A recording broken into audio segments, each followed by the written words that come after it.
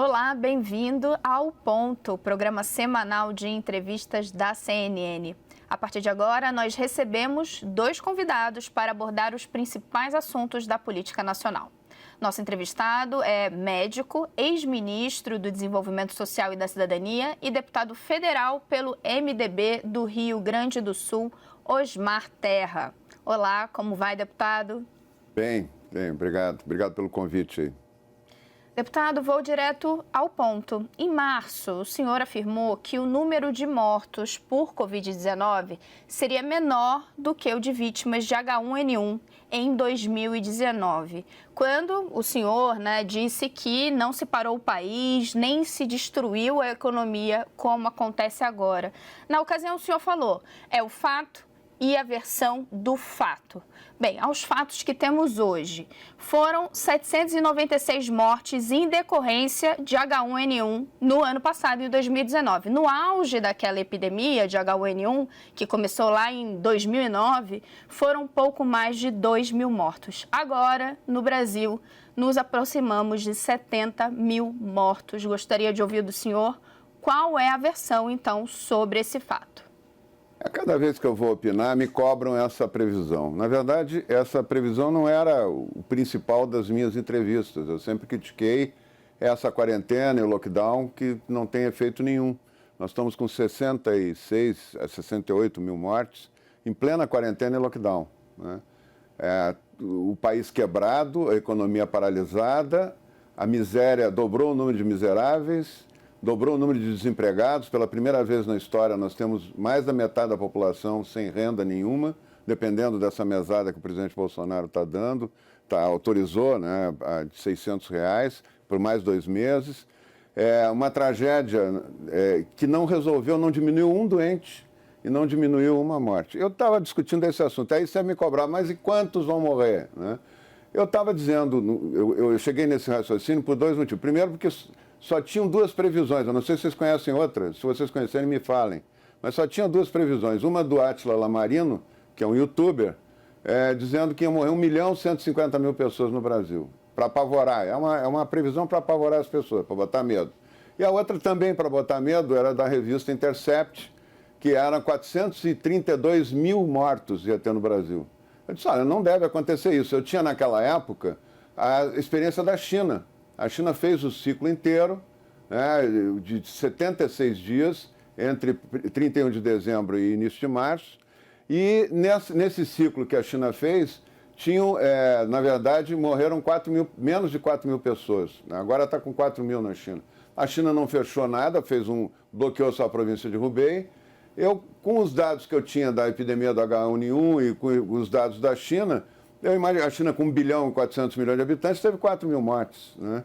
Então eu imaginei que isso, e para mim a morte é uma tragédia igual, pode ser pode ser 4 mil, 50 mil. Eu imaginei que podia ser alguma coisa nesse nível, mas não foi o principal da minha discussão. Agora, a minha margem de erro certamente vai ser muito menor do que as outras 2 que tem. Se vocês conhecerem a outra previsão, me contem. Os técnicos do Ministério da Saúde faziam, contas internas, inclusive municiavam o presidente desses cálculos. Ali, é claro que há um grau de incerteza grande, o senhor mesmo diz, mas claro, apontavam para até 100 mil mortes em 6 meses. Agora, eu retomei essa previsão do senhor, porque o presidente Jair Bolsonaro, por exemplo, chegou a repetir num vídeo essa mesma previsão com palavras muito parecidas, que não teríamos nem 800 mortos por Covid, fazendo a comparação com H1N1. E, na ocasião, o presidente dizia que deveríamos ter vida normal, porque chegou a chamar de gripezinha. É nesse contexto que eu gostaria de insistir nesse ponto, então vamos discutir isso aí. A gripezinha não é uma frase do presidente, é do Drauzio Varela, né? O Drauzio Varela faz essa previsão em fevereiro. Diz que era uma gripezinha, que não tinha problema nenhum. Até o carnaval, um infectologista no programa do Faustão faz a mesma previsão, não tem problema nenhum, vocês podem brincar o carnaval, que não tem problema nenhum, porque o carnaval seria um desgaste muito grande e um prejuízo para muitas empresas adiar o carnaval, né? Os governadores, tanto de São Paulo quanto do Rio, defenderam o carnaval, não adiaram o carnaval, não tiveram nenhuma atitude em relação ao carnaval, e a história da gripezinha vinha daí, né? Não veio do presidente. O presidente apenas repetiu, quando ele repete, ele cita a fonte, aquele médico da televisão e tal. Então não é uma invenção do presidente Bolsonaro, nem minha, que era uma gripezinha. Sempre se tratou como uma epidemia que estava começando, que a gente tinha que ver como é que ela ia evoluir. Então esse número, ele não é um número, acertar uma previsão dessa com 3 meses de antecedência, eu não vejo ninguém criticar o absurdo de dizer que ia morrer 1.150.000. Vocês nunca criticaram, eu nunca vi ninguém criticar isso. Eu nunca vi ninguém criticar a Intercept, que era 432 mil. Só criticam quem estava com a previsão mais otimista, que era a minha. O senhor faria uma nova previsão hoje? Não, eu não. Esse negócio é muito complicado, porque as variáveis acontecem. Eu, por exemplo, hoje, eu tenho a convicção absoluta que onde a epidemia ocorreu com tamanho, com carga viral grande, né, onde o vírus circulou muito antes da epidemia, ela está indo para o fim. Né? Estão se esvaziando os hospitais em Manaus, em Belém, em São Luís, em Fortaleza, em Recife, em São Paulo, Rio. Né? O Rio teve uma queda importantíssima de internações hospitalares. Né? Primeira semana de maio foram 2.435 internações por coronavírus na cidade do Rio de Janeiro, e na primeira semana de junho só 44. Quer dizer, está caindo muito rápido. Inclusive estão abrindo o comércio, estão abrindo agora, eu vi que a cidade de São Paulo está abrindo até as academias, né? O Rio de Janeiro abrindo a loja Colombo, que é um símbolo lá do Rio de Janeiro. Então eu acho que a epidemia está indo para o fim nessa área do Brasil onde a epidemia foi mais importante. Ela só não está indo para o fim onde não teve circulação do vírus, teve uma circulação pequena, que foi o Sul e o Centro-Oeste, e agora, com o inverno, aumentou a circulação, como aumenta de todos os vírus, não é só do coronavírus. Né? Isso também vai demorar algumas semanas e termina. É uma ponderação que eu acho, uma observação que eu acho importante, deputado, quando o senhor coloca que não se critica outros tipos de previsão. Primeiro, que isso não é verdade. Segundo, que nesse caso, é claro, nós estamos falando com o senhor, ouvindo o senhor não só por ser deputado, mas por ser ex-ministro desse governo e por ter entrada com autoridades que são responsáveis por decisões. Então, o presidente Jair Bolsonaro, por exemplo, já o consultou algumas vezes. No caso dessas outras publicações que fizeram outras previsões, eu tenho certeza que não são apenas essas, mas voltando ao nosso ponto, que a gente falava da sua avaliação, o senhor chegou ali a estimar, e eu acho disso que se trata, menos de que acertar números, é fazer diagnósticos para saber como melhor enfrentar o problema. O senhor partia do raciocínio de que essa epidemia acabaria em 12, 13 semanas. 13, 14 semanas. 13, 14 semanas, perfeito. O primeiro caso que a gente teve no Brasil foi verificado posteriormente pelo Ministério da Saúde, mas ainda assim foi ali no final de janeiro. O que aconteceu, então? Porque esse período já terminou, né? Eu vou te dizer o seguinte, eu tenho 8 anos de secretário de Saúde do Rio Grande do Sul, fui 2 vezes presidente do Conselho Nacional de Secretários de Saúde, eu entendo de epidemia. Eu tive no fronte de várias epidemias, umas comandando o enfrentamento e outras ajudando, até do Zika vírus, como presidente da Frente Parlamentar da Saúde.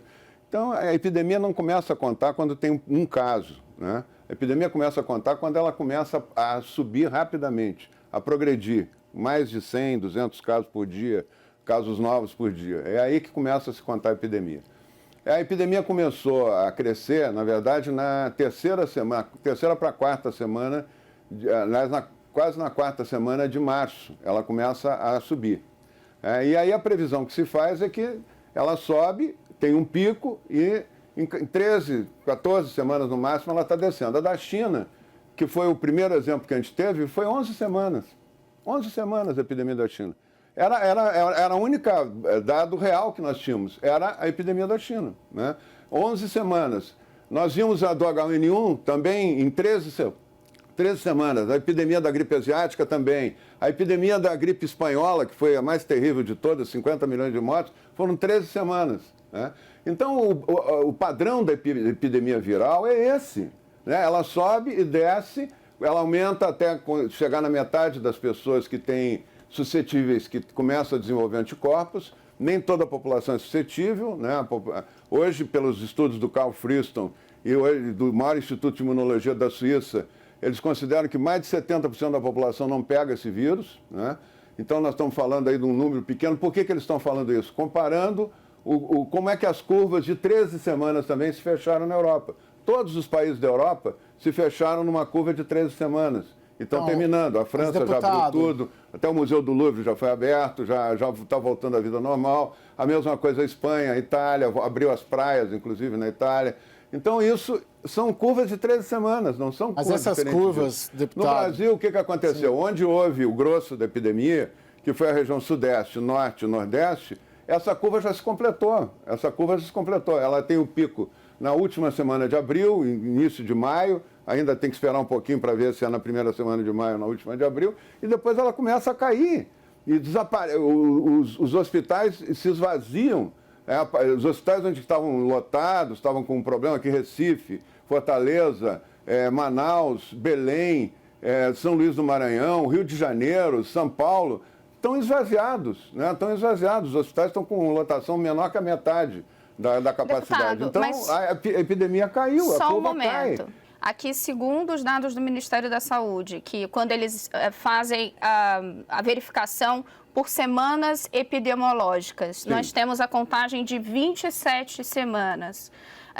E aí, considerando notificação. Mas sei que o senhor gosta muito de pontuar a questão da ocorrência, né? Para justamente não haver esse acúmulo de casos no último dia que na verdade ocorreram em dias anteriores. Então, quando a gente olha também os dados do Ministério da Saúde agora, de Pazuello, pela data de ocorrência, a gente tem, nos últimos dias de junho, ainda entre 500 e 600 números de mortos, não de casos, por dia. Sim, mas tu viu a curva toda? Exatamente Em maio tinha 900. A curva está caindo, né? Em maio, o pico da curva de óbitos é dia 14 de maio. Pode olhar lá. Bem, mas... É o dia 14 de maio. De 14 de maio para cá vem caindo a curva, né? Ela não está aumentando, ela está caindo, né? Mesmo subindo nos estados do Sul, o número de casos, né? Eles não têm volume, nem deverão ter um volume para superar o que está caindo no resto do Brasil. Então, a tendência é a queda, né? O que houve? Qual é a questão da curva? Então, vamos explicar um pouquinho isso aqui. A curva ela tem três etapas, né? Primeiro é o número de casos, é o contágio. Quando se aumenta o contágio. Então, contar o contágio de casos novos por dia. Esse é ruim de calcular porque não tem testes. O Brasil tem pouco teste. Então, está aí na casa de 1.400.000, 1,5 milhão. Na verdade, eu acho que tem 30 milhões de pessoas com o vírus já.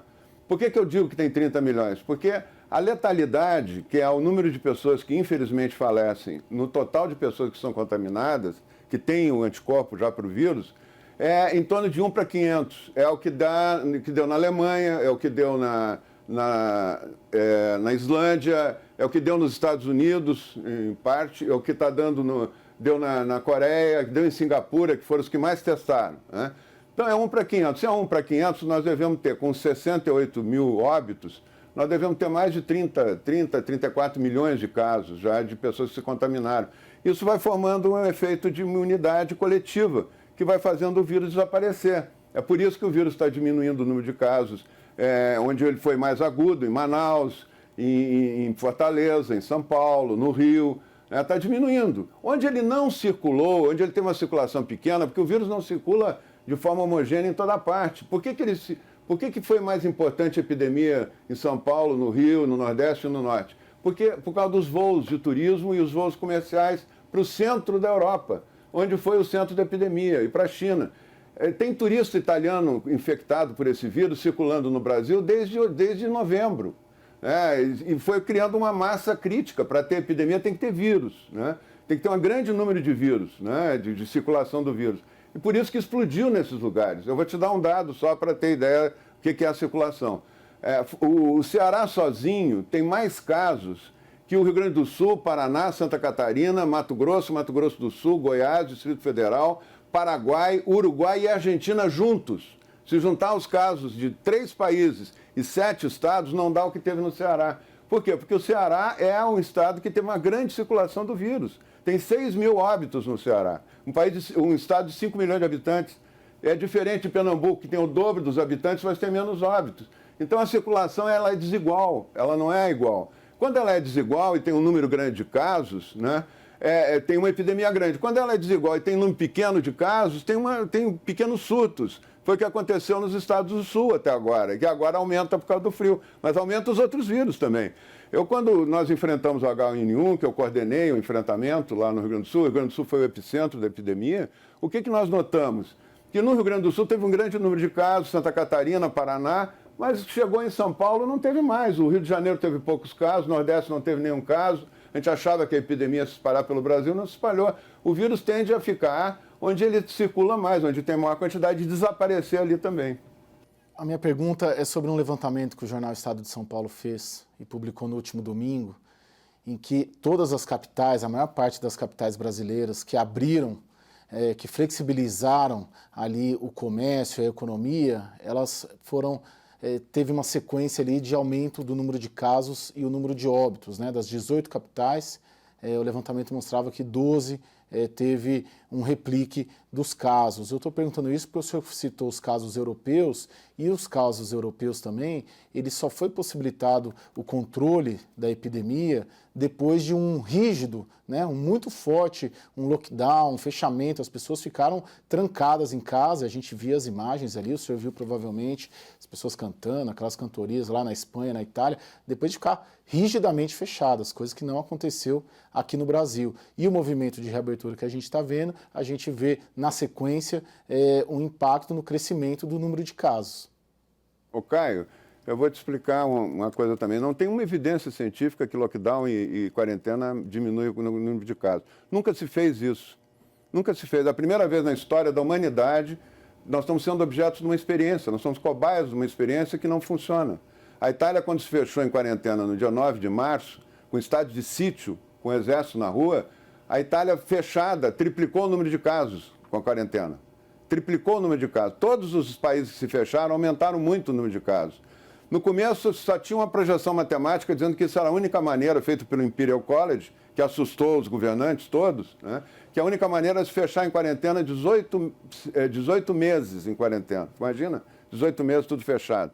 Que ia ser uma epidemia pior que a gripe espanhola, iam morrer dezenas de milhões de pessoas.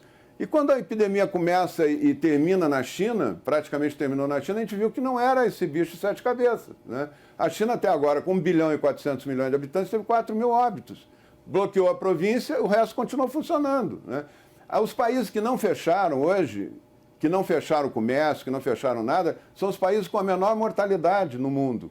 A Coreia, o Japão, Singapura, a Suécia, que tanta gente ataca a Suécia porque ela serviu de contraponto ao fechamento geral da Europa. A Suécia tem menos óbitos por milhão de habitantes que o Reino Unido, que a Espanha, que a Itália, por milhão de habitantes, que é proporcional ao tamanho. Então, e a Suécia, as crianças nunca pararam de ir à aula, e a escola, o comércio funcionou normalmente. Essa história de que lockdown e flexibilização piora, melhora, isso é uma invenção, isso não tem base científica nenhuma.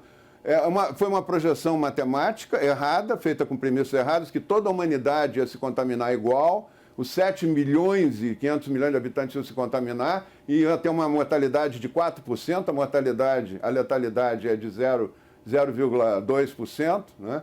Então não está, e é diferente, cada lugar, por exemplo, a Suécia fez a curva com 17% da população. A Madrid abriu tudo já está tudo funcionando, fez a curva com 6% da população. Deputado, a gente pode considerar o senhor... Nós temos que discutir ciência nisso. Sim. Aí. E lockdown e quarentena não tem nada a ver com ciência. Mesmo quando os cientistas discutem a ciência, o senhor é considerado um negacionista. Então eu queria perguntar, o senhor se considera um negacionista? Olha, eu tenho muito receio de botar apelido nas pessoas que pensam, então eu tenho que chamar os que defendem a quarentena de apocalípticos, né? de catastrofistas, né? Às vezes eu uso esse termo, né? Mas hoje está um esforço muito grande, inclusive da mídia, e eu não coloco a CNN nisso, né? De assustar as pessoas. Assustar, não explicam nada, não falam dos ciclos virais, como é que funcionam, não mostram uma luz no fim do túnel, é medo, caixão, cova rasa, discurso de prefeito, de coisa dizendo que contratou mas não sei quantos coveiros. É só para assustar as pessoas, tratam as pessoas de uma forma infantil. achando que tem que falar do medo, botar medo para as pessoas ficarem trancadas em casa. E hoje a maior parte do contágio já é dentro de casa. E ninguém fala isso, né? A China, logo que terminou o lockdown de Hubei, eles fizeram uma pesquisa, a Universidade de Hong Kong, mostra que 80% das pessoas se contaminou em casa. O governador de Nova York fez uma fala agora surpreendente, dizendo que Nova York teve 20 mil mortos, né? Que em Nova York ele ficou surpreso quando ele foi ver quem que morreu e quem que pegou a doença, quem que estava no hospital. 84% não tinha saído de casa. E o dado mais surpreendente de todos, a maior parte, a mais da metade da população, das pessoas que morreram no mundo são idosos em asilos. Em asilos. Pessoas que estão em isolamento social muito antes de começar a epidemia. Então, essa história de isolamento social, de lockdown, de quarentena, não tem nada de ciência, nunca se enfrentou a epidemia desse jeito, sempre se enfrentou com os cuidados de proteção individual, máscara, lavar as mãos, guardar a distância, proteger grupo de risco, e agora com a testagem, que foi prometida pelo governo federal, pelo ministro Mandetta, antes de 27 milhões de testes e tal, que não chegaram, agora que estão chegando, agora que estão vindo mais 40 milhões de testes para ser feitos. A testagem, ela localiza onde está o vírus, isola e diminui o contágio. É a única maneira de diminuir o contágio, não é trancar as pessoas sadias em casa com pessoas que potencialmente podem ter, de forma assintomática, a doença. Acho que por partes, porque a gente tocou em vários pontos que são importantes. A primeira questão, acho, deputado, é sobre a referência que o senhor faz aos países asiáticos. O senhor gosta de fazer essa comparação com o número de vítimas na China, mas eu gostaria de ouvi-lo sobre o efeito justamente de você ter bloqueado uma região inteira do resto do país. Foi o que aconteceu no epicentro dessa epidemia. Foi ali pelo governo chinês, foi de fato bloqueado verdade. Todo o acesso ao resto do país, ao restante da população. É verdade. Isso é, mal comparando, mas gostaria de ouvi-lo, uma espécie de quarentena de uma região como um todo, ou seja, uma medida de isolamento. Sim. E nos outros países asiáticos que o senhor citou, houve sim medidas de restrição, a partir do momento em que eles foram verificando o avanço da doença. Então, por exemplo, se a gente pegar, alguns desses países tomaram medidas muito rapidamente, mas já implantando verificações, medições de temperatura, uma série de medidas. E a partir do momento em que verificaram que o vírus estava, sim, se disseminando, fizeram restrições, ainda que seletivas. Então, gostaria que o senhor comentasse, considerando esses pontos. Renata, no enfrentamento a uma epidemia, nós temos que fazer algumas restrições. Por exemplo, o grupo de risco tem que ficar no isolamento maior. As pessoas que têm o vírus têm que ficar no isolamento maior. Tem gente que chama isso de isolamento vertical. O que não pode é trancar pessoas sadias. Isso nunca foi feito na história humana. Trancar pessoas sadias em casa por tempo indeterminado, porque quem prevê a quarentena não sabe como sair. O governador do Rio Grande do Sul está com bandeirinha agora, bandeira amarela, passa para laranja, passa para vermelha, depois volta para vermelha, abre e fecha o comércio, abre e fecha o comércio, não sabe como sair. Não reconhece os ciclos que uma epidemia dessa tem, não tem base científica isso aí. O que eu quero dizer é que, por exemplo, a Coreia não fechou as escolas, não fechou o comércio. A China fechou Hubei. Sabe quantos habitantes tem Hubei?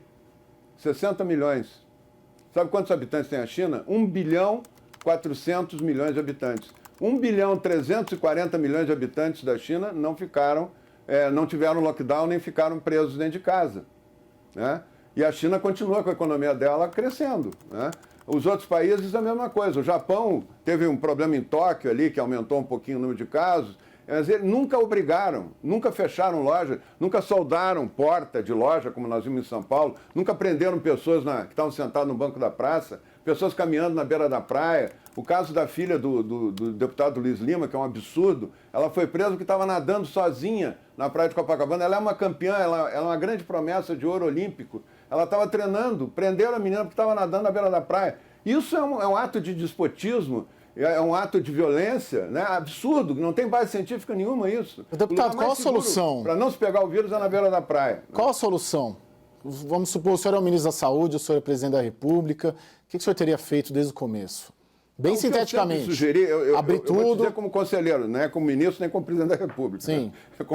Como quem pode aconselhar. Não, bem sinteticamente. Qual que é a solução? O que se fez em todas as epidemias. Qual que é a solução para o coronavírus no Brasil? Fazer o que se fez em todas as epidemias, mais uma testagem maciça.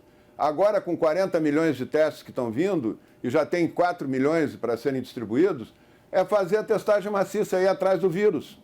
Eu vou te dar um exemplo. Uma cidade do Rio Grande do Sul, não vou dizer o nome da cidade, mas é uma cidade de 70 mil habitantes, que teve um surto grande. Quando se foi lá se verificar, tinham frigoríficos, tinham 2 frigoríficos. E nesses frigoríficos tinham 8 operários que tiveram a doença. E o asilo, para variar, os idosos foram contaminados por um funcionário que era assintomático, contaminou, já tinham 8 mortos, inclusive, no asilo. Aí começaram a fazer a investigação, a testagem. Foram no frigorífico e testaram todo mundo. Sabe qual é a surpresa? Tinha 1.050 pessoas positivas para o vírus, que eram assintomáticos, dentro do frigorífico. E os familiares deles também tinham casos positivos, porque eles contaminaram em casa, os familiares.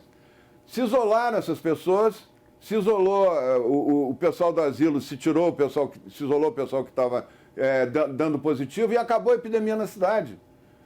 O vírus ele evolui por cluster, ele contamina um lugar, contamina uma família. A testagem no Brasil... A Cláudia Raia sim, ficou com toda a família contaminada com coronavírus sem sair de casa e comprando por delivery. A testagem no Brasil acabou não sendo feita. A gente pode concluir, e parece evidente isso, que o Brasil não se planejou para essa epidemia, porque não tem teste. Isso é possível afirmar. Planejamento zero, confusão, bagunça, o presidente acha uma coisa, o governador acha outra, o prefeito faz outra, cada um faz o que quer, não tem um planejamento, não tem uma orquestração centralizada. Mas não é culpa do presidente isso, né? Perdão? O presidente foi proibido de interferir nisso pelo Supremo Tribunal Federal. O Supremo, ele determinou, salvo engano, que era uma ação conjunta, articulada. Ele não vetou a União. A União não podia interferir na decisão dos governadores. Então mas ele praticamente, na decisão, sugere uma solução compartilhada. Ele reconhece a competência da União, mas ele reconhece também a competência dos estados e dos prefeitos. E como, naquela altura, estava num ápice ali de tensionamento de Brasília com o resto do país, essa articulação não foi feita e cada um saiu tomando a sua decisão. A epidemia ficou na mão dos governadores, nem dos prefeitos. Poucos prefeitos tiveram voz ativa, inclusive prefeitos ameaçados de intervenção, de prisão, de um monte de coisa, porque o governador estava contrariando a orientação do governador. É impossível segurar um país em lockdown e em quarentena por tanto tempo. Se era para preparar a rede, se era para achatar a curva, que nunca foi achatada, o vírus não respeita decreto do governador, o vírus fez o ciclo normal de 13 semanas dele, 14 semanas, vai fazer onde não teve ainda a epidemia, vai fazer, uma quantidade grande de vírus vai fazer lá o seu ciclo também e termina, né? É isso que o vírus não respeitou nada. Ou será que 68 mil mortes, 1,5 milhão de pessoas detectadas, testadas positivas, é uma situação controlada? Não tem nenhum controle disso aí, né? Então, o que nós temos que fazer agora é testar, é parar com essa história de fechar, de lockdown, deixar as lojas funcionarem, fazer protocolos de higienização das lojas, quem não respeitar, fecha. Protocolo. Será que no supermercado tu tem menos chance de se contaminar que numa loja do shopping? Todo mundo tem que ir no supermercado, senão vai morrer de fome, né? Eu acho que precisa ficar nós temos que ter um protocolo para cada área, inclusive para as escolas, e voltar o quanto antes. Nunca devia ter fechado a escola. Acho que precisa ficar um pouco mais claro qual é a linha de raciocínio do senhor do enfrentamento da doença. Primeiro, eu gostaria só de fazer uma correção, não quis interromper, mas a Coreia do Sul fechou, sim, escolas, inclusive teve mais de uma vez, isso a depender da verificação deles, da primeira e da segunda onda. Tipo de restrição a gente viu em todo quanto é lugar. No caso do Brasil, o senhor diz, esse vírus faria a sua curva, né, de qualquer forma. Eu acho que a pergunta que fica é, se o senhor entende que medidas de isolamento, né, não são eficientes, nada poderia ter sido feito por o Brasil ter essa triste marca de pegar ali a dianteira de número de casos no mundo? Ele não tem a dianteira do número de casos do mundo, vai me desculpar. O Brasil está, se for por população, nós estamos lá em 14º, 15º lugar, né? É proporcional à população. Tem país, a Bélgica, que é um país pequeno, é o líder nesse processo aí, né? Então, o número de vítimas são individuais, né, deputado? Acho que a gente pode também fazer outros tipos de conta, como essa proporcional à população, né, não há nenhum problema. A questão é, nós temos um número muito triste. Sim, de número de contaminados e mortos. É importante não esquecer isso, senão daqui a pouco são capazes de botar a culpa no presidente numa política que ele não pôde interferir.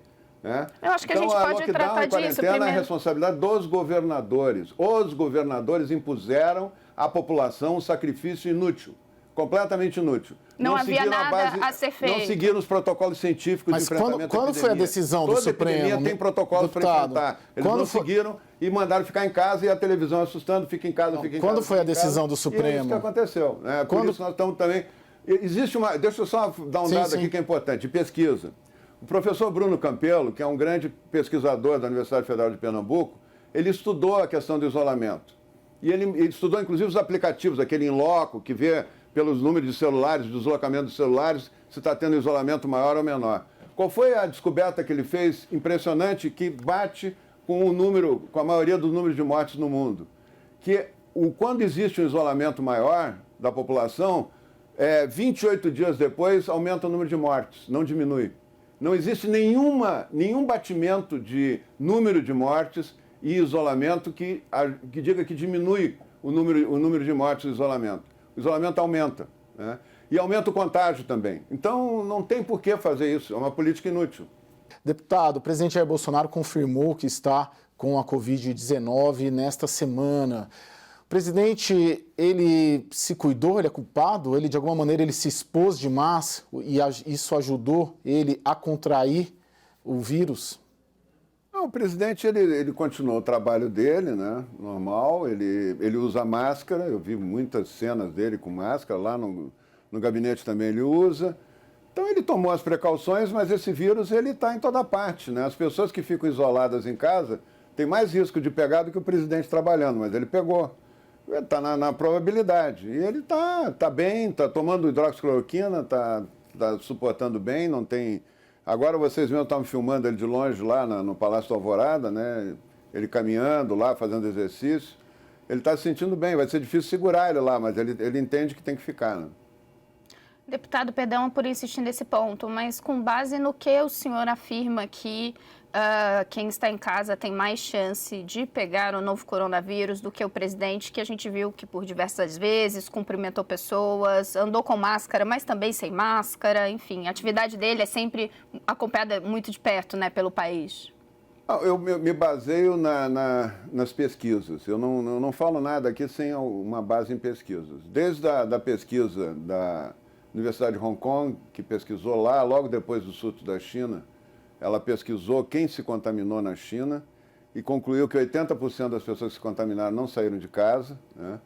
Eu me baseio no que falou o governador de Nova York, que 84% das pessoas que pegaram e foram para o hospital e que morreram em Nova York eram pessoas que não tinham saído de casa, não tinham pego um ônibus, não tinham ido numa loja, não tinham feito nada, tinham ficado fechadas em casa, né?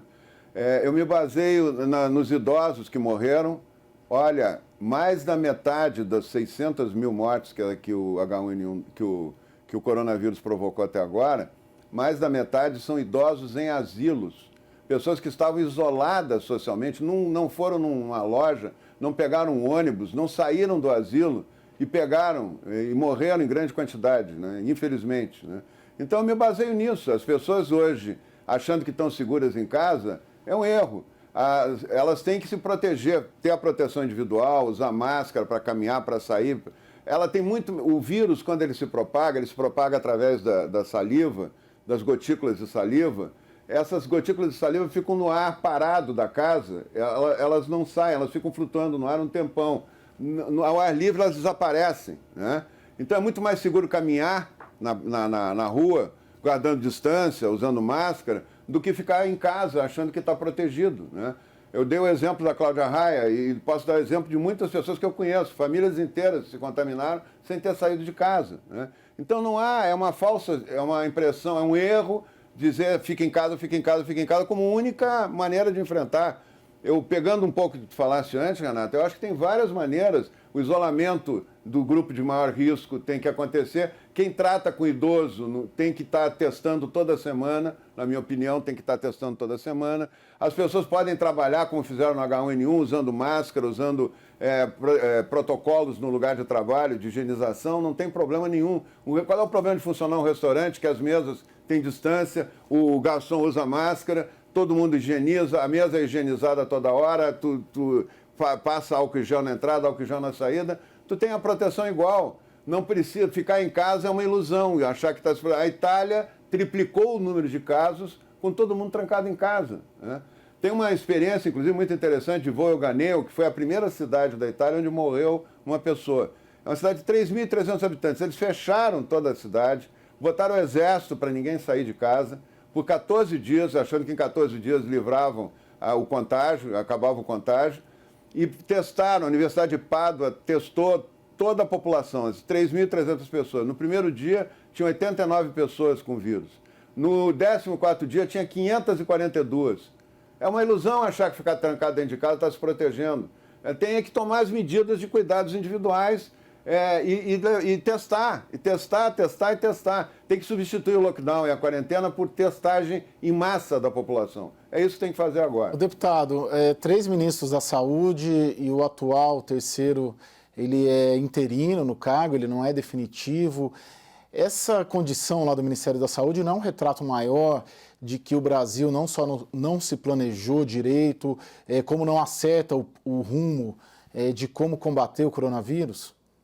Olha, o Brasil, o mundo todo teve que entender como é que funcionava, como é que esse vírus era, porque é um vírus novo. Todo mundo fala que é vírus novo, parece que tem os outros vírus das outras epidemias eram velhos.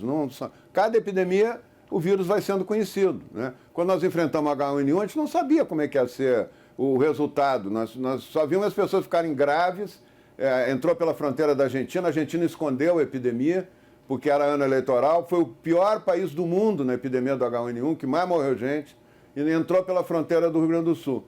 E entraram as pessoas já indo para a UTI, né? Aí nós, rapidamente, em 3 semanas, aumentamos em 30% os leitos de UTI. A gente tem como reagir, como enfrentar essas epidemias. No caso do Brasil, no caso que nós estamos tratando agora do coronavírus, ele está já no fim, ele está cumprindo um ciclo. Não se assustem que ele não vai, que nem o ministro Mandetta diz, vai ficar até outubro, novembro. Eu discordei dele publicamente disso aí. Ele segue um ciclo que é o ciclo das epidemias virais, né? Que são 13 semanas, 14 semanas. Só não aconteceu isso com intensidade nos lugares onde o vírus circulou pouco. Agora vai acontecer, né? O que faltou foi planejamento? Eu acho que faltou. Teste, por exemplo. O Vietnã é um caso muito interessante. O Vietnã, quando eles tiveram notícia que tinha epidemia em Wuhan, eles fecharam a fronteira, aí eu acho que é uma medida correta, né? O que a China fez, fechou Hubei, né? Mas não tinha epidemia na China, tinha só ali naquele lugar. Eles fecharam a fronteira e de 2 empresas que estavam fazendo teste, em 1 mês e meio eles foram para 112 empresas fazendo teste. Testaram, foi o país que mais testou proporcionalmente. Sabe quantas pessoas morreram no Vietnã? Nenhuma. Foi 0 o número de óbitos. Na Coreia, que testou a população como poucos lugares, são 286 óbitos em 51 milhões de habitantes. O Rio Grande do Sul tem 11 milhões, já tem quase 800 óbitos. A Coreia tem 280 em uma população 5 vezes maior e do lado da China, né? Então, eu acho que nós temos que aprender que a testagem, né, a preparação, teve tempo de sobra para preparar os hospitais. Quem não preparou, e dinheiro também teve, né? O governo federal nunca colocou tanto recurso na área da saúde na história como colocou agora, né? Então, teve tempo para preparar, sim. Quem não preparou, a responsabilidade é do gestor local. Mas que teve tempo para preparar, teve. Então, o planejamento não foi adequado, não foi. Nós temos um sistema complexo também, não dá para ficar botando a culpa só nos gestores. Nós temos um sistema que começa lá no município, que tem gestão da atenção básica, depois o Estado tem uma gestão mais complexa e o governo federal é a gestão geral, né? Então, até o número de mortes demora, infelizmente, né? O registro demora, às vezes, porque vem lá do município, chega no Estado, o número de registros atrasados que eles jogam no último dia para parecer que está aumentando a epidemia, né? Para mim, só pode ser para isso, né? Porque não colocam na data certa. Quando colocam, a gente vê que o pico da epidemia já foi lá para trás, né? Nos dá uma ideia de como é complexo esse sistema. Agora, nós tivemos tempo para preparar, nós tivemos tempo para comprar testes. Porque não compraram, tem que perguntar para quem era responsável. Mas o responsável é o presidente da República, não? Hein? O responsável é o presidente da República. Não. O ministro que diz que tem 27 milhões de testes, Por que o presidente da República é responsável? Ele acha que tem. Depois os testes não aparecem. Por que nós testamos? Somos um país que menos testou no mundo, um dos que menos testou no mundo. Né? O teste é a chave do enfrentamento dessa epidemia. O teste e os cuidados individuais. Deputado, esse é um ponto que acho bastante importante. É comum que aliados do presidente façam referência a essa decisão do Supremo Tribunal Federal, que na ocasião organizou, de fato, estava bastante confuso, com uma série de decisões sobrepostas. Então, por exemplo, impediu que houvesse fechamento de aeroportos por governadores que começaram a fazer isso, né, dizendo que não era prerrogativa deles, ao mesmo tempo disse que o governo federal não poderia obrigar determinados setores a funcionarem se o gestor local entendesse que a situação da pandemia pedia uma medida contrária. Agora, isso que eu gostaria de ouvir o senhor. Por que isso impede ou impediu que o governo federal apresentasse, por exemplo, um plano, balizas para abertura ou soluções alternativas em que ele pudesse dizer, olha, o que você, Estado, o governador está fazendo não funciona, está aqui a minha orientação, o que eu acho que funcionaria melhor? Uma coisa é o governo argumentar, outra coisa é o governador seguir se não é obrigado, né? Como o Supremo Tribunal tirou a autoridade do presidente para obrigar, né, para impor uma política nacional, o presidente tinha um decreto pronto, eu acompanhei isso. Ele estava com o decreto pronto, inclusive acabando com a quarentena e com o lockdown. E aumentando as outras formas de prevenção de contágio, de proteção do grupo de risco, já estava pronto. Quando veio a decisão do Supremo, seria? Abre tudo? Ele estava com o decreto pronto, ele não pôde editar o decreto. Então não dá para... Estão querendo agora... Fizeram uma quarentena, um lockdown, que o presidente sempre condenou, que a ciência não mostra nenhuma efetividade nisso, com 68 mil mortos, 1,5 milhão de pessoas contaminadas, ainda querem botar a culpa no presidente que não pode interferir? Não, pelo contrário, deputado. A responsabilidade é dos governadores. Ponto. Esses são responsáveis pelo que aconteceu. Mas nesse momento que eu estou querendo ouvir do senhor, era justamente o contrário. Era qual era o plano do presidente para que isso não acontecesse? Essa é a pergunta que eu faço pela segunda vez. Ele fez um decreto. Ele estava tudo no decreto que ele fez. Ele fez um plano terminando com a quarentena e com o lockdown, colocando os cuidados, os protocolos de cuidados específicos para que as pessoas se protegessem, né? E os protocolos para funcionamento das lojas, da atividade econômica, das escolas, protocolos. Ele estava tudo pronto. Quando veio a decisão do Supremo, ficou tudo sem sentido. Então, ministro, esse decreto... Nenhuma sugestão. E isso evitaria as 70 mil mortes. Lockdown e quarentena ajudaram muito, né? E o vírus não se deteve com... Em nenhum momento o vírus respeitou achatamento de curva, lockdown e quarentena. O vírus fez o ciclo que ele ia fazer, talvez até com menos mortes, porque há uma relação do isolamento com um aumento de mortes. O deputado, eu só ia colocar que esse decreto, ele foi o próprio núcleo jurídico do presidente da República, ali, ministro da Justiça, secretaria-geral, esses ministros próximos que cuidam ali de estratégias jurídicas, recomendaram ao presidente Jair Bolsonaro que não o editasse, porque ele era inconstitucional. Então, tudo bem se ele tinha uma solução que, segundo o seu próprio núcleo jurídico, não respeitava a Constituição, foi esse o motivo apontado pelo próprio Palácio do Planalto na época, pelo qual ele não assinou esse decreto.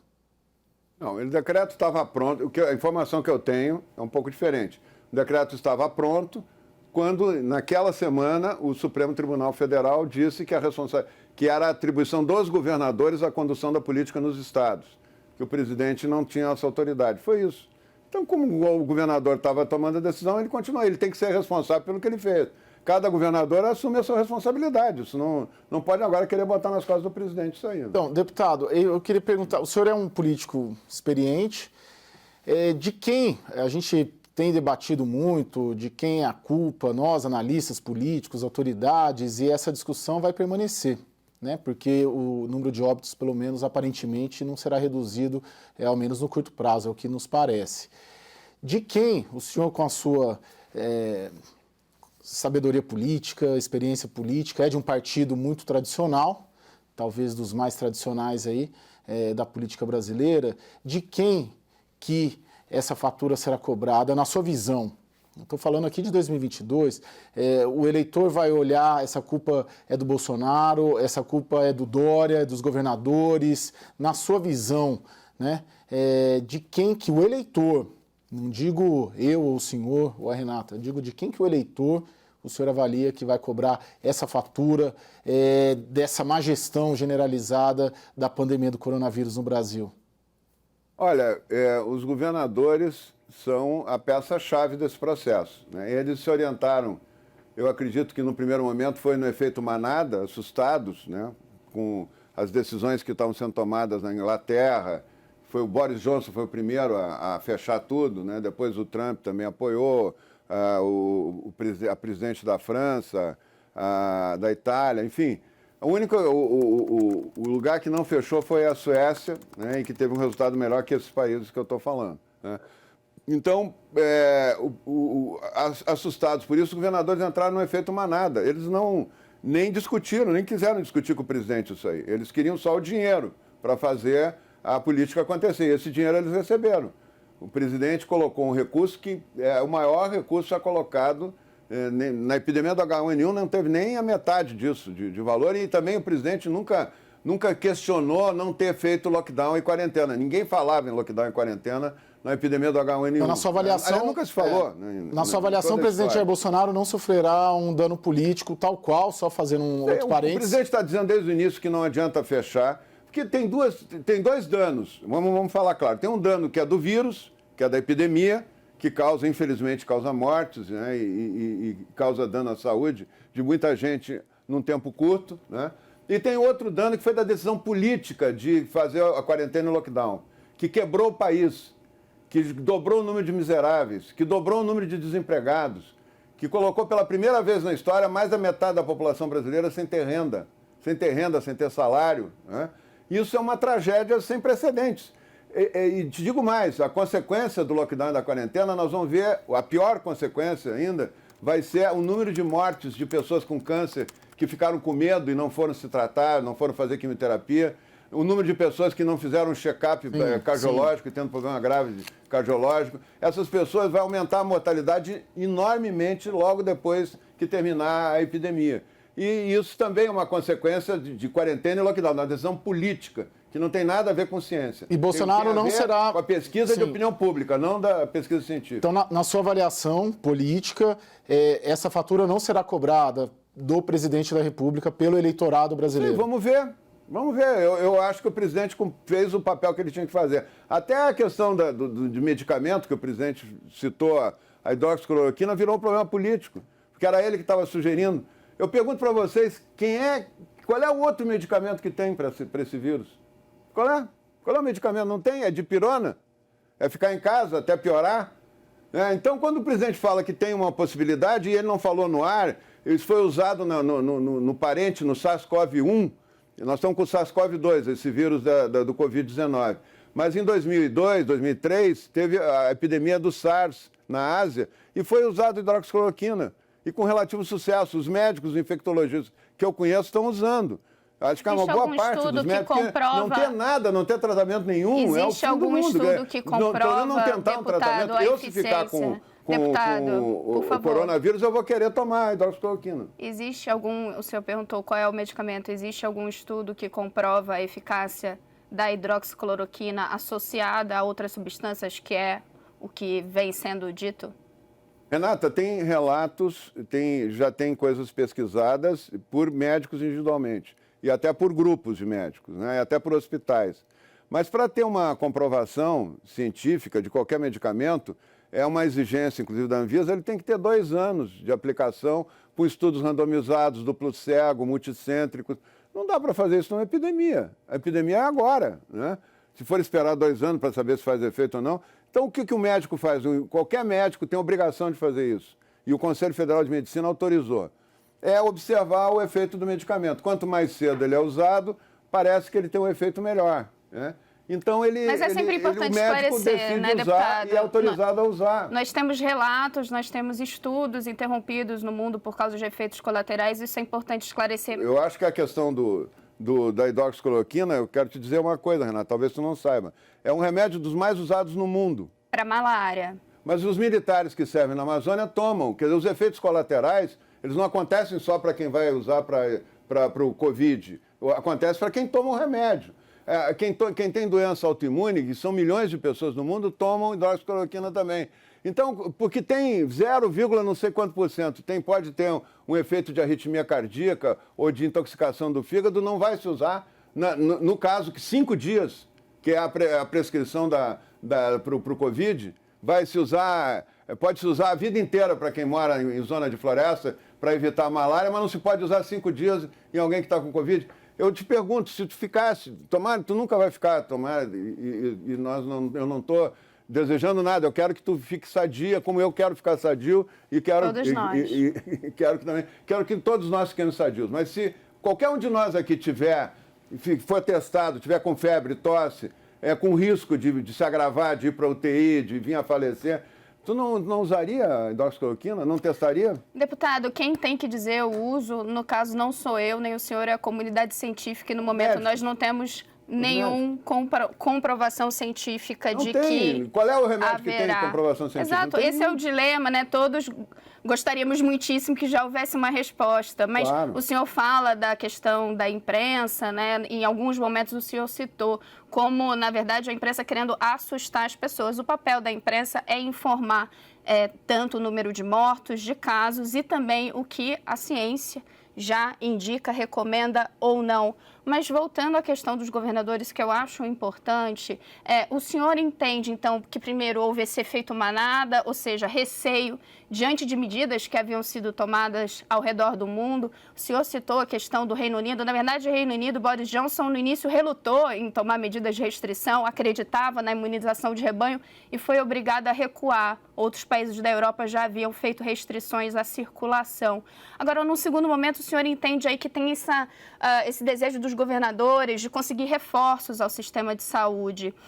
Nesse momento, o senhor entende que os governadores já conseguiram algum tipo de ganho político? E eu coloco nesse contexto governadores aliados do presidente, por exemplo, de Santa Catarina, que também executou no estado algum tipo de quarentena.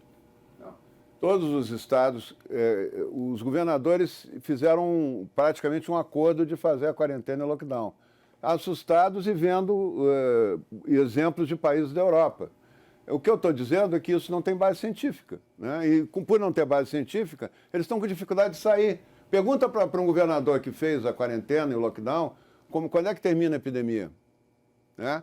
Eles estão abrindo agora de qualquer jeito, porque não tem mais como segurar. Não? A população não aguenta mais.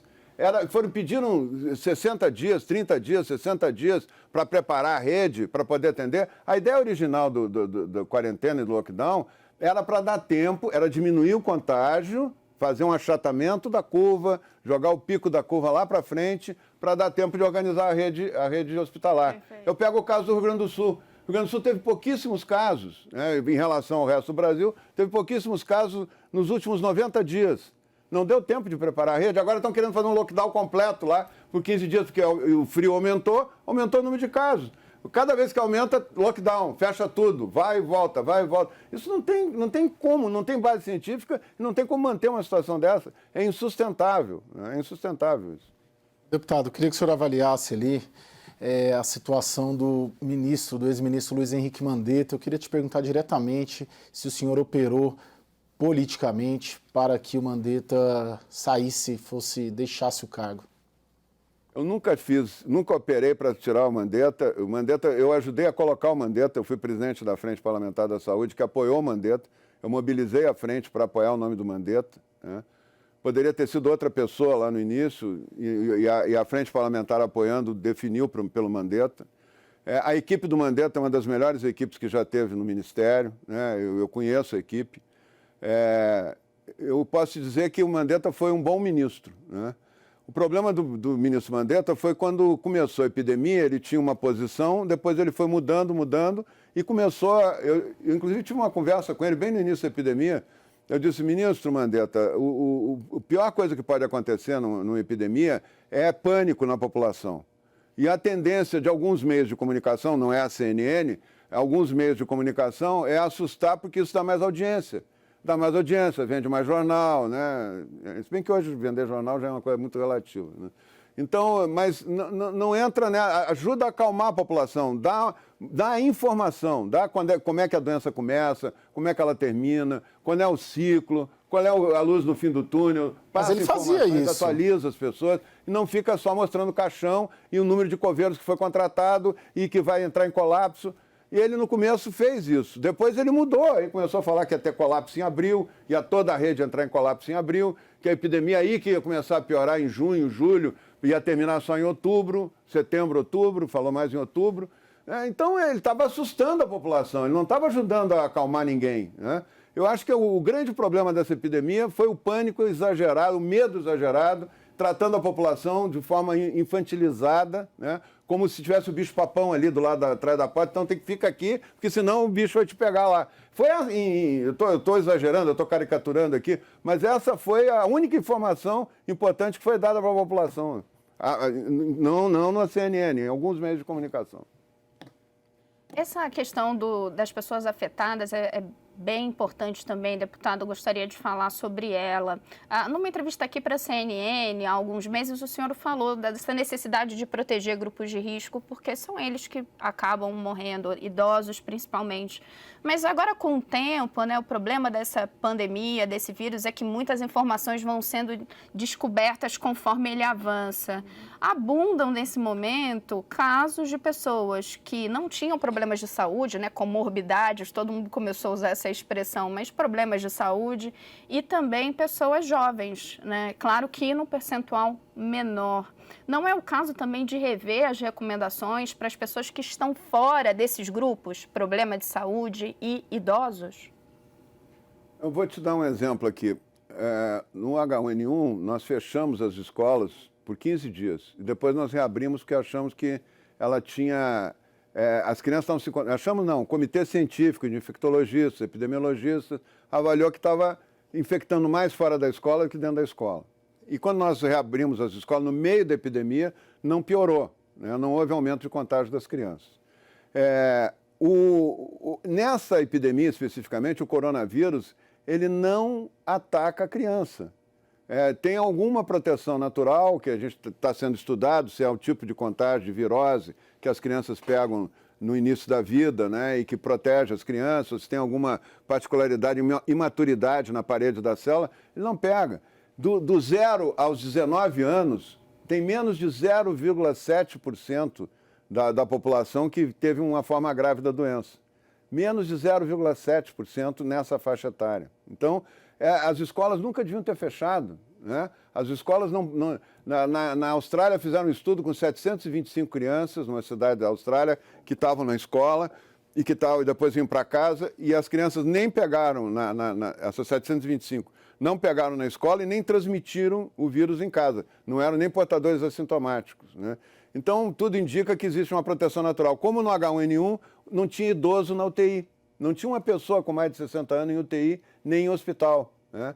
Agora, porque deputado, eles tinham caso... uma imunização da outra epidemia que teve, que foi a gripe asiática, a pandemia da gripe asiática. Mas nesse caso também é verdade que há estudos em andamento sobre, no caso de crianças, de complicações que poderiam estar associadas ao vírus, né? Alguns estudos nesse caso, acho que não dá... São casos raríssimos, Renata, são casos raríssimos. Nós estamos falando de 68 mil mortes. As 68 mil mortes... não tem, sei lá, não tem 500, 400, 300 que ocorreram na população de 0 a 20 anos, a 19 anos. Então, são casos, tem que investigar, porque tem muita criança, por exemplo, as crianças que morreram, algumas morreram com o vírus, eram crianças que tinham leucemia, tinham doença associada, que nasceram prematuras de 25 semanas, né? Então, cada caso tem uma... Agora, as crianças sadias, que não têm nada, elas praticamente não pegam essa doença. E nunca devia ter fechado a escola. Nós estamos tendo um atraso em termos de aprendizagem que vai ser cobrado lá na frente em relação aos países que não fecharam, né? A competição entre sistemas educacionais é a mais importante do mundo hoje, né? E isso vai ser nos cobrado lá na frente. Deputado Osmar Terra, muito obrigada pela entrevista ao O Ponto. Eu que agradeço. Muito obrigado.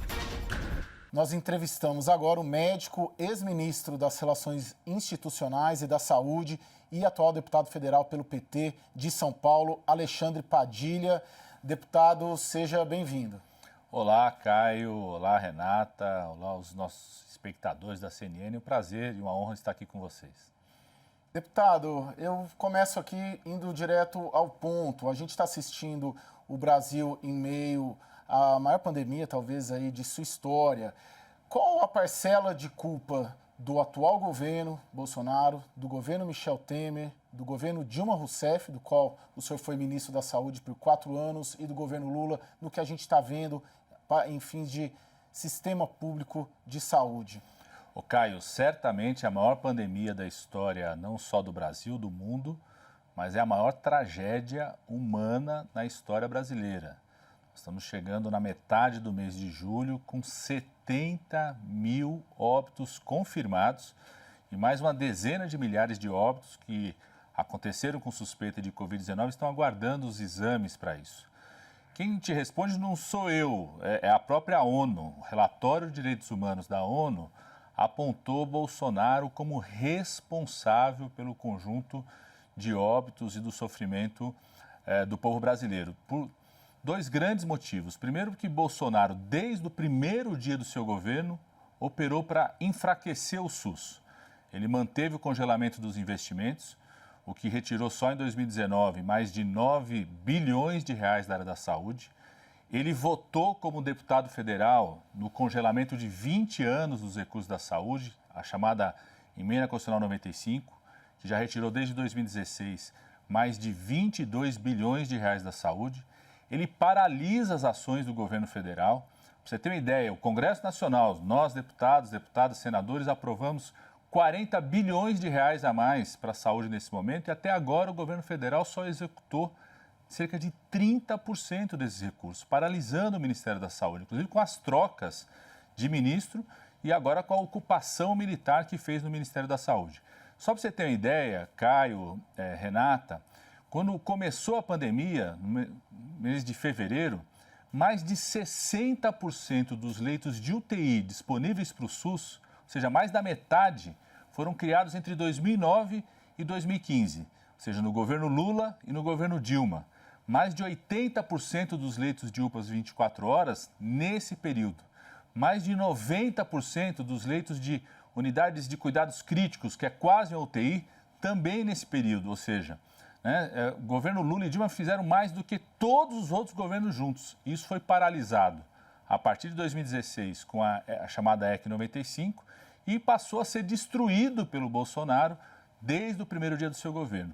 E, por fim, ele atua diariamente, desmontando o papel das autoridades sanitárias, tanto do governo federal quanto dos gestores estaduais, municipais, desrespeitando os trabalhadores de saúde. Ele chegou a incitar a horda violenta dele a fazer invasão nos hospitais, desrespeitando o trabalho dos trabalhadores da saúde, os médicos, fisioterapeutas, enfermeiros estão no dia a dia na sua atuação. Então, Bolsonaro tem responsabilidade direta nas mortes, desde o primeiro dia do seu governo por ter fragilizado o SUS, desde quando começou a pandemia, por paralisar o Ministério da Saúde, e nesse momento, que a gente tem no momento crítico da maior tragédia humana, ele continua desrespeitando os profissionais e a gravidade da pandemia da Covid-19. Então, deputado, o governo Bolsonaro está 1 ano e meio no cargo, então a gente pode atribuir toda a responsabilidade pela falta de estrutura de saúde pública decente no país a esse 1 ano e meio,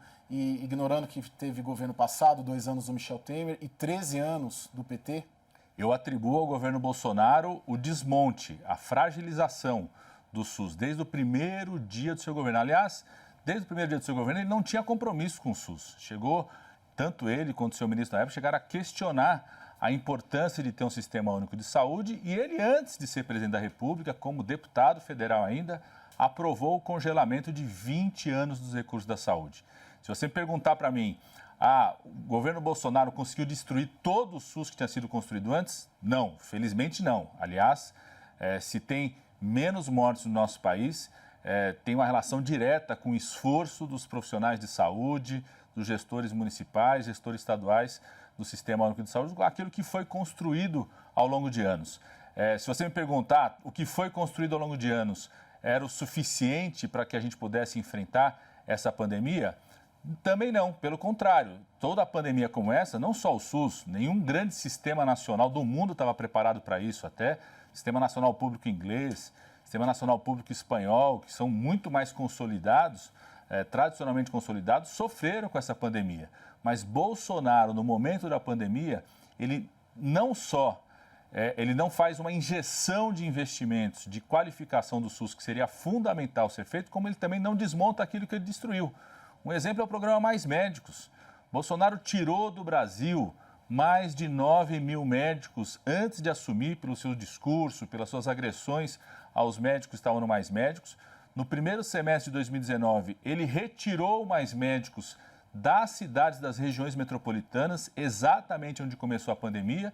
E mesmo depois que começa a pandemia, ele já poderia ter retomado o programa Mais Médicos. Tem 15 mil médicos brasileiros formados no exterior que poderiam estar atuando nesse momento, cuidando do nosso povo, e ele se nega a chamar essas pessoas. Ou seja, Bolsonaro opera assim, tem muita responsabilidade. Segundo a ONU, ele é o principal responsável pelas mortes que nós estamos tendo no nosso país. Deputado, eu queria falar um pouco, inclusive, sobre essa questão local, né? Os governadores estão aí na ponta, na frente, né, do combate da doença. Inclusive, o presidente e seus aliados costumam se referir bastante à decisão do Supremo Tribunal Federal, né, que limitou o poder da União em medidas direcionadas à pandemia. Por exemplo, no estado de Ceará, que é governado por Camilo Santana, do PT, ali tem uma marca, infelizmente, né, alta de números de casos de Covid. Já temos ali mais de 130 mil casos, quase 7 mil mortos. Por que é tão difícil para um governador conseguir combater essa doença e por que, por exemplo, num estado governado pelo seu partido, a gente tem essa marca tão expressiva? Por dois motivos, Renata. Primeiro, porque os governos estaduais não receberam apoio nenhum por parte do governo federal, que é o principal responsável numa pandemia como essa, de expansão de leitos, de compra de equipamentos de proteção, de testagem. A testagem do Brasil é ridícula. Então, o esforço que foi feito de ampliação, são mais de 8 mil leitos ampliados em todo o Brasil por governos estaduais e municipais, foram esforços feitos basicamente pelos gestores locais. Então, o Ceará, São Paulo, o Rio Grande do Sul, posso falar de todos os partidos, o esforço que as gestões estaduais, sobretudo o SUS local, tem feito para conseguir ampliar o atendimento. Então, tudo que foi feito no Ceará, basicamente feito pelos governos estaduais e pelos governos municipais.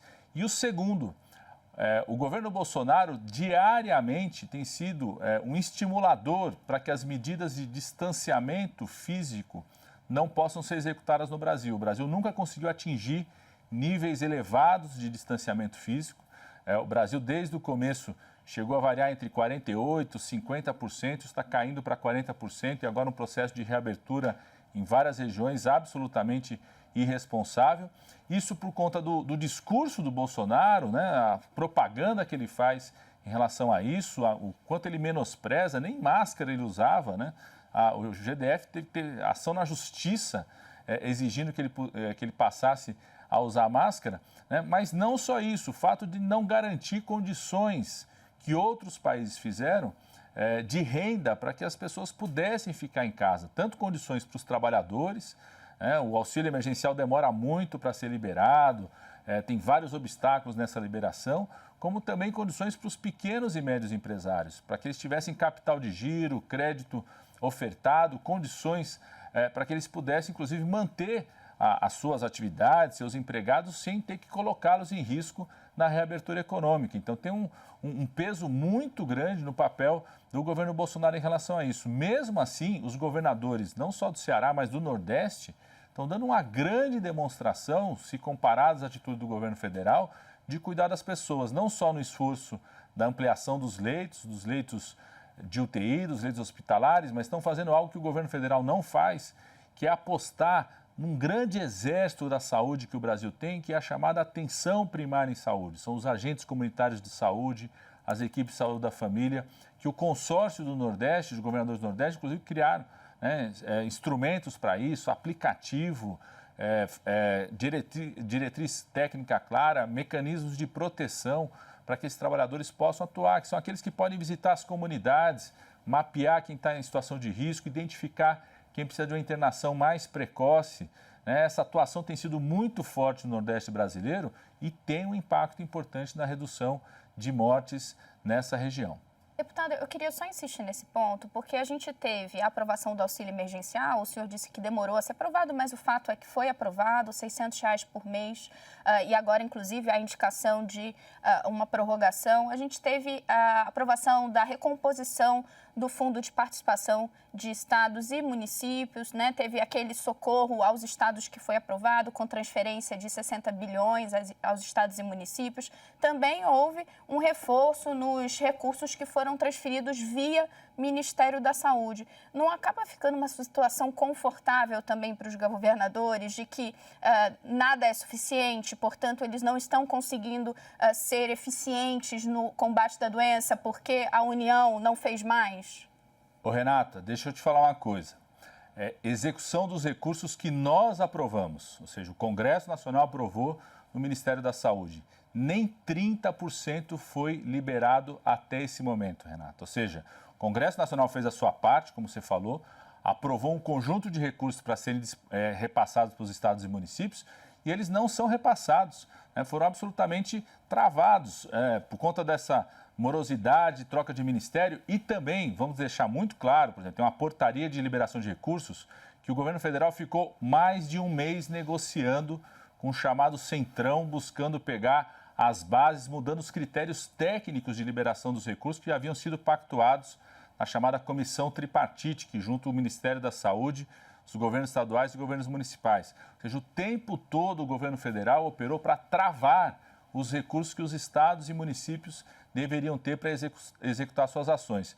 Eu não digo que não tenha insuficiências nas ações de governos estaduais e governos municipais, mas a União, o governo federal, que é quem pode emitir recurso, emitir moeda, emitir título, que teve o orçamento de guerra aprovado pelo Congresso Nacional, Renato. Nós aprovamos, a oposição propôs, construímos junto com o Congresso Nacional, aprovamos o chamado orçamento de guerra, ou seja, recursos ilimitados para o governo federal poder executar e, infelizmente, não foram sendo executados. Agora, a pressão está lá no governo estadual, no prefeito e, sobretudo, no trabalhador, no médico, no enfermeiro, no fisioterapeuta que está lá na ponta. É ele que sofre a pressão.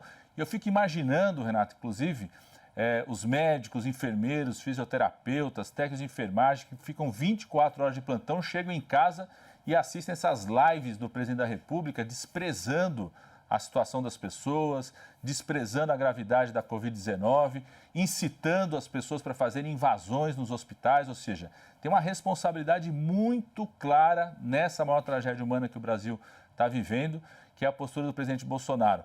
Não significa que não teriam óbitos no Brasil, né? Certamente não seria o que foi dito pelo ex-ministro Osmar Terra, que disse que ia ter no máximo 2 óbitos por dia, ele disse que ia chegar ao máximo de 2.000 óbitos por ano, ou seja, inclusive ele deve desculpas à nação, a quem ouviu aquela afirmação dele, de uma previsão tão furada em relação a isso. Certamente o Brasil ia sofrer como outros países estão sofrendo, mas nós temos, vários estudos têm apontado pelo menos quase 40% de mortes evitáveis nesse momento que não foram evitadas por conta da postura do governo federal.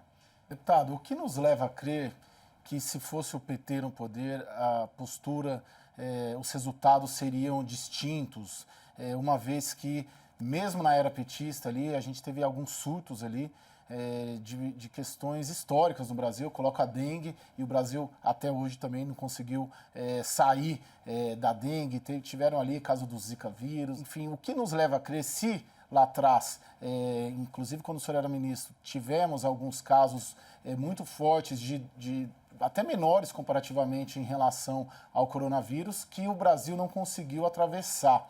O que nos faz crer que, se fosse o PT no poder, a saída já seria melhor, o caminho? Primeiro, o próprio histórico que você citou. Você citou a dengue, por exemplo. A dengue, hoje, no mundo, nas últimas 15 anos, no mundo, a principal endemia, ou seja, de doença transmissível, de localização nos vários países, né, tanto as Américas, sobretudo a América do Sul, em parte da América Latina, o Sudeste Asiático, é a que tem o maior número de casos no mundo inteiro. Quando você pega a dengue, né, as últimas 3 décadas, o pior ano da dengue, foi o ano de 2015, foram 900 óbitos no ano inteiro. O pior ano da dengue no Brasil. Morre-se por Covid-19 por dia, o que se morreu no ano inteiro, no pior ano da história da dengue no nosso país, sobretudo nos últimos 20 anos. Lógico que teve situações piores nos anos 80 e nos anos 90. A Zika vírus, o Brasil é reconhecido mundialmente por ter sido o país que descobriu a relação do Zika vírus com a microcefalia e reconhecido sobre a ação que fez, as medidas que foram tomadas, o papel do SUS, dos pesquisadores públicos brasileiros passaram a ser reconhecidos, inclusive estruturamos laboratórios de virologia que foram fundamentais, por exemplo, nesse momento, para o Brasil. Em 48 horas, a instituição pública, Instituto de Medicina Tropical da Faculdade de Medicina da USP de São Paulo, tenho muito orgulho porque faço parte de ter me formado nesse instituto, nessa Faculdade de Medicina da USP, e descobri em 48 horas o genoma do Covid-19 por conta desses laboratórios que foram sendo montados pela resposta que o Brasil fez em relação ao Zika vírus. E não falo só dos governos do PT, o Brasil era reconhecido internacionalmente pela Organização Mundial de Saúde pelos programas nacionais que construiu pelo SUS. Nosso Programa Nacional de Imunização, quando eu era ministro, a gente conseguiu incluir todas as vacinas que estavam no setor privado para o Sistema Único de Saúde. Era o primeiro país a ter no sistema público de saúde todas as vacinas que a OMS recomendava a serem executadas. Nós já recebemos certificado de erradicação da polio, do sarampo, da rubéola, todos eles em governos do PT. Menor incidência de tuberculose em governos do PT.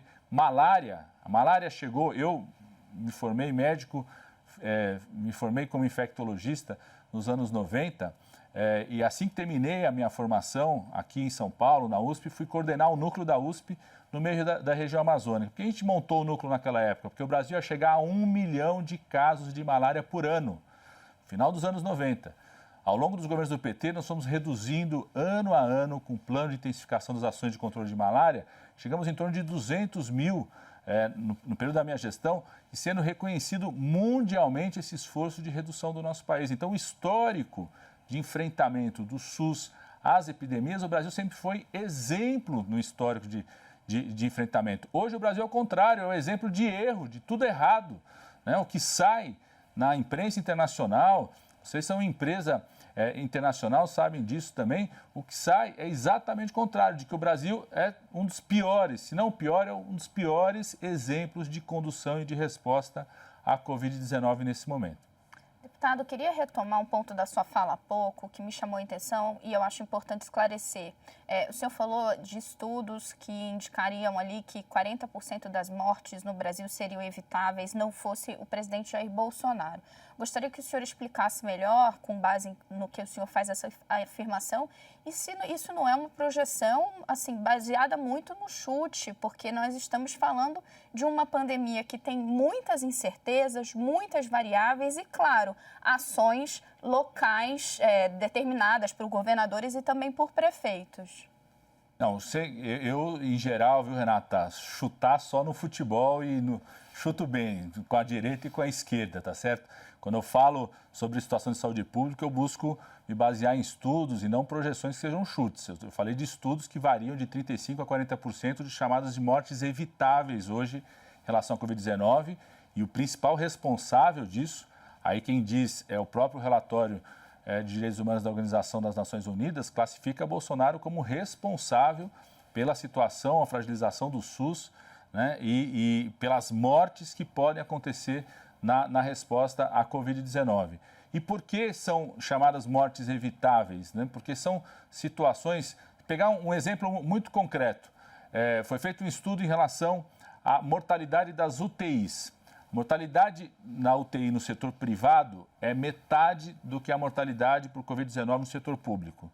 No primeiro momento, você pode dizer o seguinte, é porque a qualidade do atendimento que está sendo utilizado nas UTIs privadas e no público é melhor no privado. Quando se aprofunda nos estudos, o próprio estudo aponta isso, a Associação Médica Brasileira de Médicos Intensivistas apontam isso, revela o quê?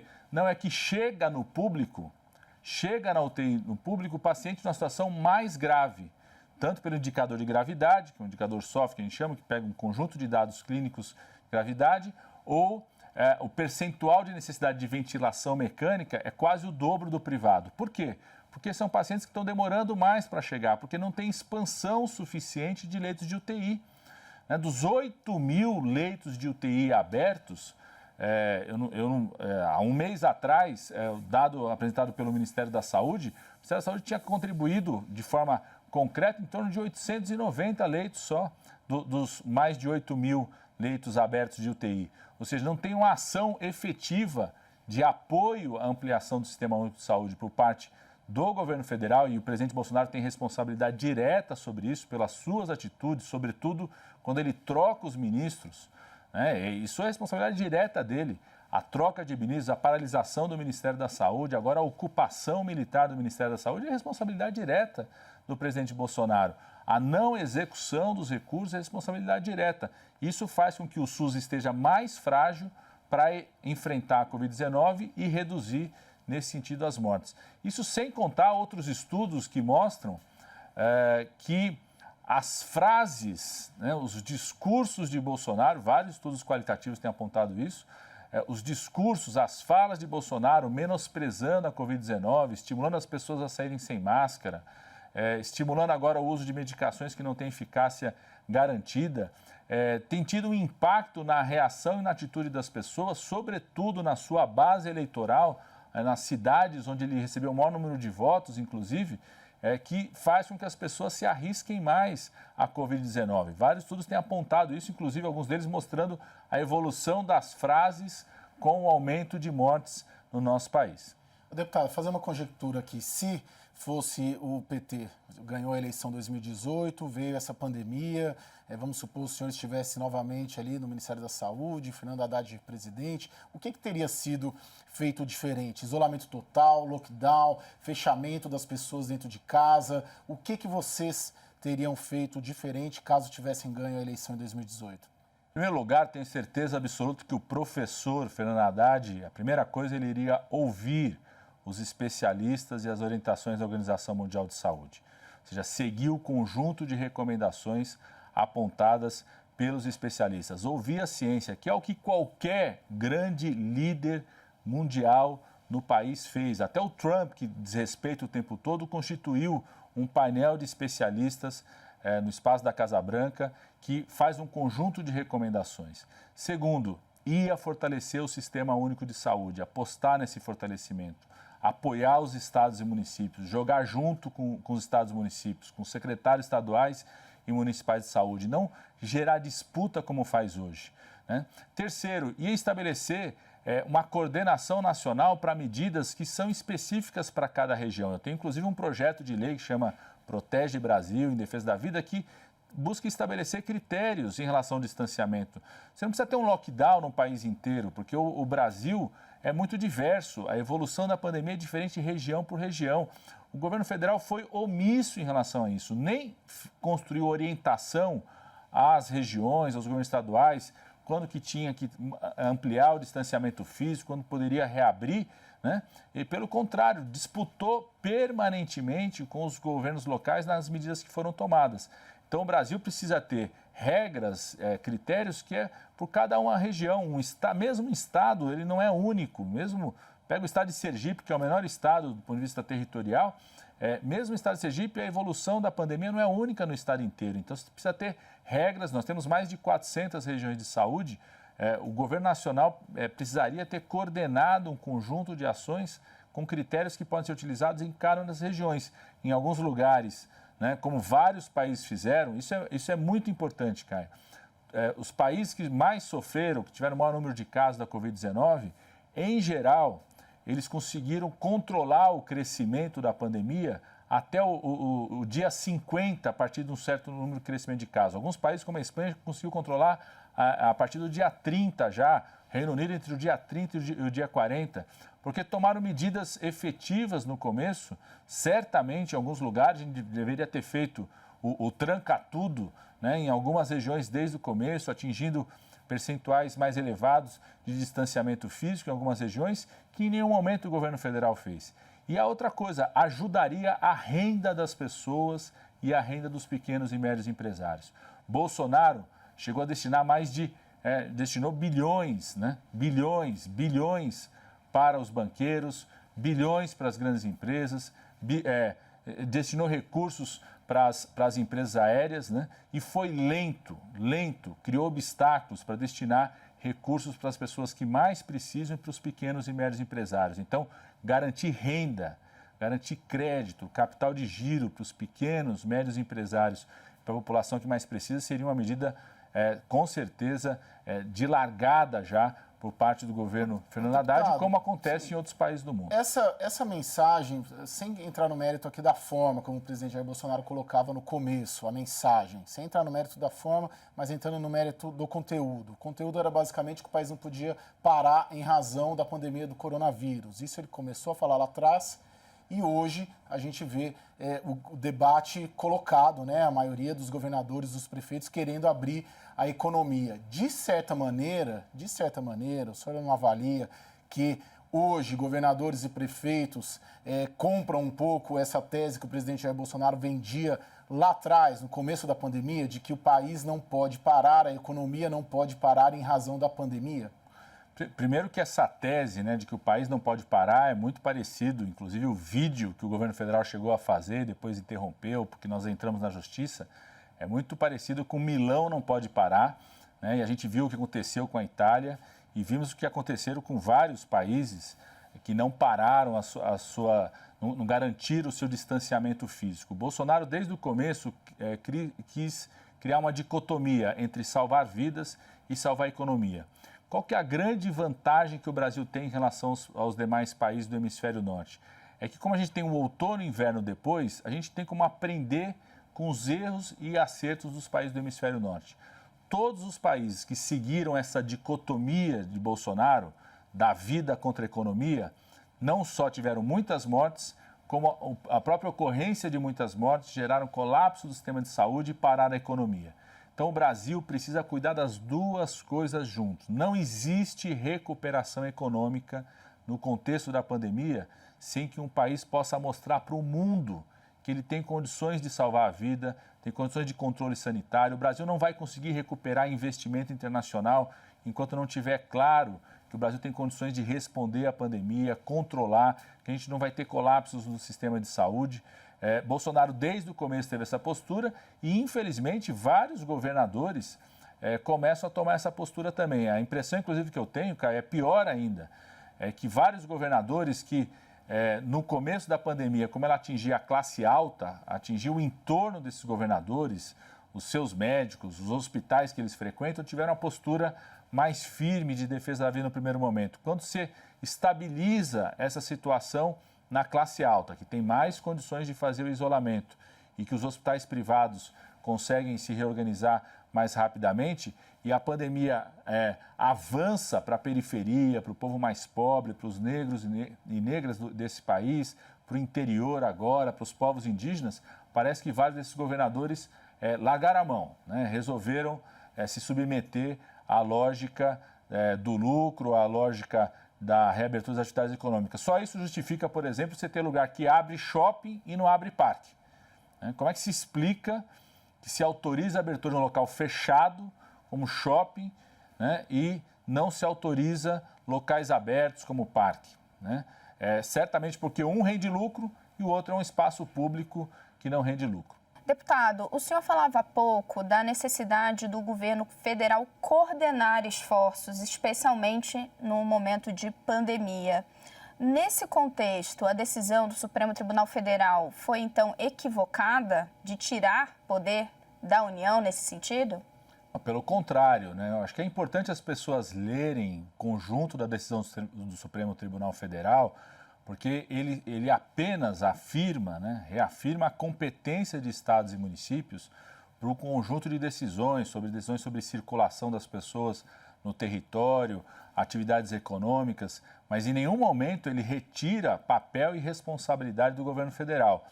Desde o começo, antes mesmo de começarem as ações de distanciamento físico, eu, inclusive, sempre defendi no âmbito da comissão da Covid-19, que eu faço parte na Câmara dos Deputados, na primeira vez que o ministro Bolsonaro foi, era o ministro Mandetta ainda, da necessidade do governo federal, inclusive, estabelecer uma orientação para isso, ter critérios para isso, como a gente sempre construiu No caso do Ministério da Saúde, por exemplo, critérios do combate a vetores, qual é o tipo de ação que tem que ser feita, a partir de qual situação epidemiológica, a partir de quantos números de casos, né? Eu defendo, inclusive, quero reafirmar que tem um projeto de lei que está em discussão na Câmara que estabelece esses critérios nacionais. Ou seja, você distribui o Brasil por regiões, são as regiões de saúde que já estão determinadas, são mais de 400 regiões de saúde, e que você tenha critérios, como os outros países estão estabelecendo, por exemplo. Nenhum país tem defendido a reabertura das suas regiões, daquela região específica, a partir de um critério nacional, que, por exemplo, alguns países adotam 14 dias, outros chegam a adotar 19 dias de redução de casos, e no caso do Brasil é importante também de suspeitos, porque como o Brasil faz pouco teste, é muito importante você acompanhar o número de suspeitos. São aquelas pessoas que sentiram sinais e sintomas da Covid-19 e procuraram fazer o exame e não conseguiram fazer o exame. Então o STF em nenhum momento retira as responsabilidades do Ministério da Saúde de coordenação das ações, de investimento para ampliação do SUS, de orientação técnica de tratamento. Pelo contrário, mas o TCU tem questionado, algumas ações da Justiça têm questionado, inclusive, essa orientação sobre protocolos de medicamentos definidos pelo Ministério da Saúde, sem especificação técnica, quais são as evidências que sustentam esses protocolos. Então, não foram retiradas as responsabilidades do governo federal. Tem um papel técnico muito importante de indução, de orientação, de definição de critérios, que deveria ter sido assumido pelo governo federal, infelizmente não foi, inclusive desde o começo, nem para orientação se as regiões deveriam reforçar o distanciamento físico no primeiro momento, que atividades a serem suspensas, e nem depois, quando começam os processos de reabertura, a grande maioria deles, eu diria, de muito irresponsáveis que estão acontecendo no nosso país. Ô, deputado, tem duas narrativas aí, né, de uma forma geral. Essa dicotomia que você já colocou aqui da saúde pública e, do outro lado, a economia. E aí se constroem duas possíveis narrativas políticas, até eleitorais, para serem apresentadas lá na frente, né? O presidente Jair Bolsonaro dá todos os sinais de que ele vai vender a ideia de que, diante do buraco econômico que o país já está, que ele sempre defendeu o cuidado com a economia e que foi impedido pelo Supremo e pelos governadores. E, por outro lado, os seus adversários vão colocar esse aumento aí, esse número aí assombroso de óbitos no país. Na sua avaliação, o senhor conhece bem a política, foi ministro, é deputado, é um dos principais articuladores aí do principal partido de oposição. Qual narrativa, na sua avaliação, vai prevalecer e quem será a grande vítima política dessa pandemia? Caio, sinceramente, eu não estou preocupado com o que vai acontecer em 2022. Eu estou preocupado com hoje. As mais de 1.000 mortes que acontecem no país a cada 24 horas pela Covid-19. E estou absolutamente convencido, não só pela experiência brasileira, mas por aquilo que aconteceu nos Estados Unidos, na Europa como um todo, na China, nas várias experiências do Sudeste Asiático, e o que está acontecendo nos países que conseguem enfrentar melhor a pandemia. Aqui na América Latina, a Argentina é um exemplo disso, que só tem uma forma de se enfrentar essa situação, não caindo nessa dicotomia. Enfrentar essa situação defendendo a vida e a renda das pessoas, a possibilidade de manutenção de atividades econômicas sem colocar em risco a vida. Isso é um projeto só, na minha opinião, é indissociável, né? Até porque estou convencido disso, essa pandemia dura bastante tempo. Quero relembrar aqui, H1N1, que tinha vacina eficaz e medicamento eficaz, durou por 14 meses declarada como pandemia. A pandemia da Covid-19 certamente vai durar por mais tempo. Não significa que a gente vai ter que ficar todo o período trancado, com distanciamento físico. Nós vamos ter momentos de reabertura, momentos de fechamento depois, de acordo com a evolução epidemiológica. Mas vai durar bastante tempo. Então, a defesa da vida não é só um tema emergencial hoje diante das mortes, mas também vai ser um tema central na recuperação da economia. Quero afirmar, nenhum país vai receber investimentos externos com segurança se não mostrar claramente para o mundo que tem capacidade de controle sanitário, de defender a vida, tem responsabilidade sobre o que está acontecendo, tem transparência, não esconde os dados. O governo federal teve que ter uma ação dos partidos de oposição no STF para obrigar o Ministério da Saúde a voltar a divulgar os dados da Covid-19. Ninguém vai querer investir num país porque não vai ter segurança do seu investimento de um país que queira esconder a situação da pandemia. Então, deputado, deixa eu só fazer uma pequena intervenção nesse ponto, porque eu acho importante. A gente tem colocado na mesa preocupações legítimas das pessoas. Elas querem voltar a trabalhar, há também uma ansiedade de sair de casa, muitos meses, né, sem contato com amigos, familiares. Isso é o dia a dia da maior parte da população brasileira. O senhor aí já deu todos os argumentos, né, da necessidade de se fazer distanciamento social, quarentena, para conter o avanço da doença. Agora, não há uma forma, na avaliação do senhor, de se fazer uma reabertura segura? Não há medidas de segurança que permitam que as pessoas voltem a ter uma vida mais próxima ao normal enquanto durar a pandemia? Com certeza, Renata. Eu falei, tem inclusive um projeto de lei, chama Projeto de Lei, né, Protege Brasil, que está em tramitação de discussão na Câmara dos Deputados, que estabelece critérios e planejamento de reabertura. O que eu quero dizer é que mesmo o planejamento da reabertura das atividades econômicas tem que ter a proteção à vida como centro desse planejamento, né? Primeiro, a gente não pode pensar o Brasil como um todo, e nem o menor estado territorial do Brasil, como citei aqui, Sergipe, como um todo. Então, primeiro, esses critérios têm que ser regionais. Segundo, tem que ter muita transparência nos dados, exatamente para que a sociedade possa acompanhar, saber quais são as medidas e ter segurança no que vai acontecer. Terceiro, aprender com o que o mundo está fazendo, né? Os países que estão fazendo essa reabertura de forma mais segura, certamente vão ser os países que vão se recuperar economicamente mais rápido, porque vão ter mais segurança, inclusive, de ampliação de investimento. Tem muito empresário brasileiro que tem condições hoje de ampliar o seu investimento, não vai ampliar o seu investimento enquanto não tiver segurança do controle sanitário no país. Porque ele vai pensar, eu vou ampliar, daqui a pouco vai fechar de novo, faz essa reabertura ioiô, que abre e fecha. Mas dá alguns exemplos, deputado, para as pessoas entenderem. A gente está falando dos instrumentos que já conhecemos, máscara, álcool gel, monitoramento do número de leitos, o que mais que a gente está falando? Ou o receituário é esse, é só aplicá-lo da forma correta? Não, tem duas questões fundamentais. Primeiro, o planejamento dessa reabertura. Você não pode fazer reabertura numa região onde você não teve redução sustentada nos últimos 14 dias de casos suspeitos ou confirmados. Eu sou contrário a fazer uma reabertura numa região como essa, ou que, além disso, tenha 80%, 90% dos seus leitos de UTI ocupados. Então, essa é a primeira questão, né? Você fazer esse planejamento e você vai fazendo isso região por região. Segundo, em relação ao processo de reabertura, é fundamental que você tenha garantia do uso de máscara, né? É fundamental que o transporte coletivo, você tenha regras claras de aumento da frota do transporte coletivo, para a gente não ver essa situação, porque tem muito empresário que defende a reabertura, mas ele vai de helicóptero para o trabalho, enquanto o funcionário dele pega o metrô lotado, pega o ônibus lotado. Então, o que a Europa fez, vários países fizeram, compromissos nos acordos entre o empresário e o trabalhador, protocolos, inclusive do transporte para a ida para o local de trabalho, né? No local de trabalho, o distanciamento no local de trabalho. O que a gente está assistindo?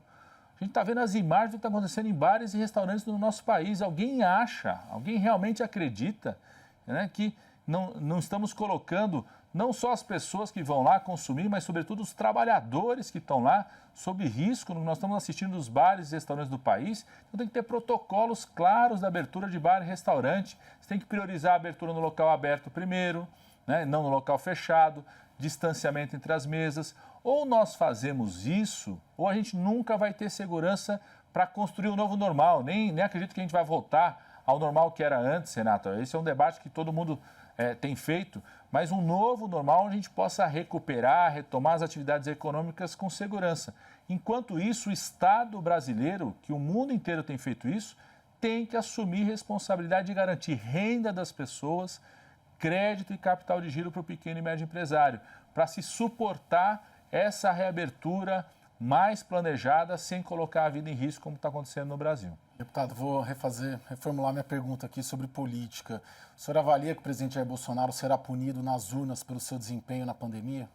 Ele já é punido hoje em relação à opinião pública, né? Cai cada vez mais a aprovação de Bolsonaro, a rejeição ao Bolsonaro é cada vez maior.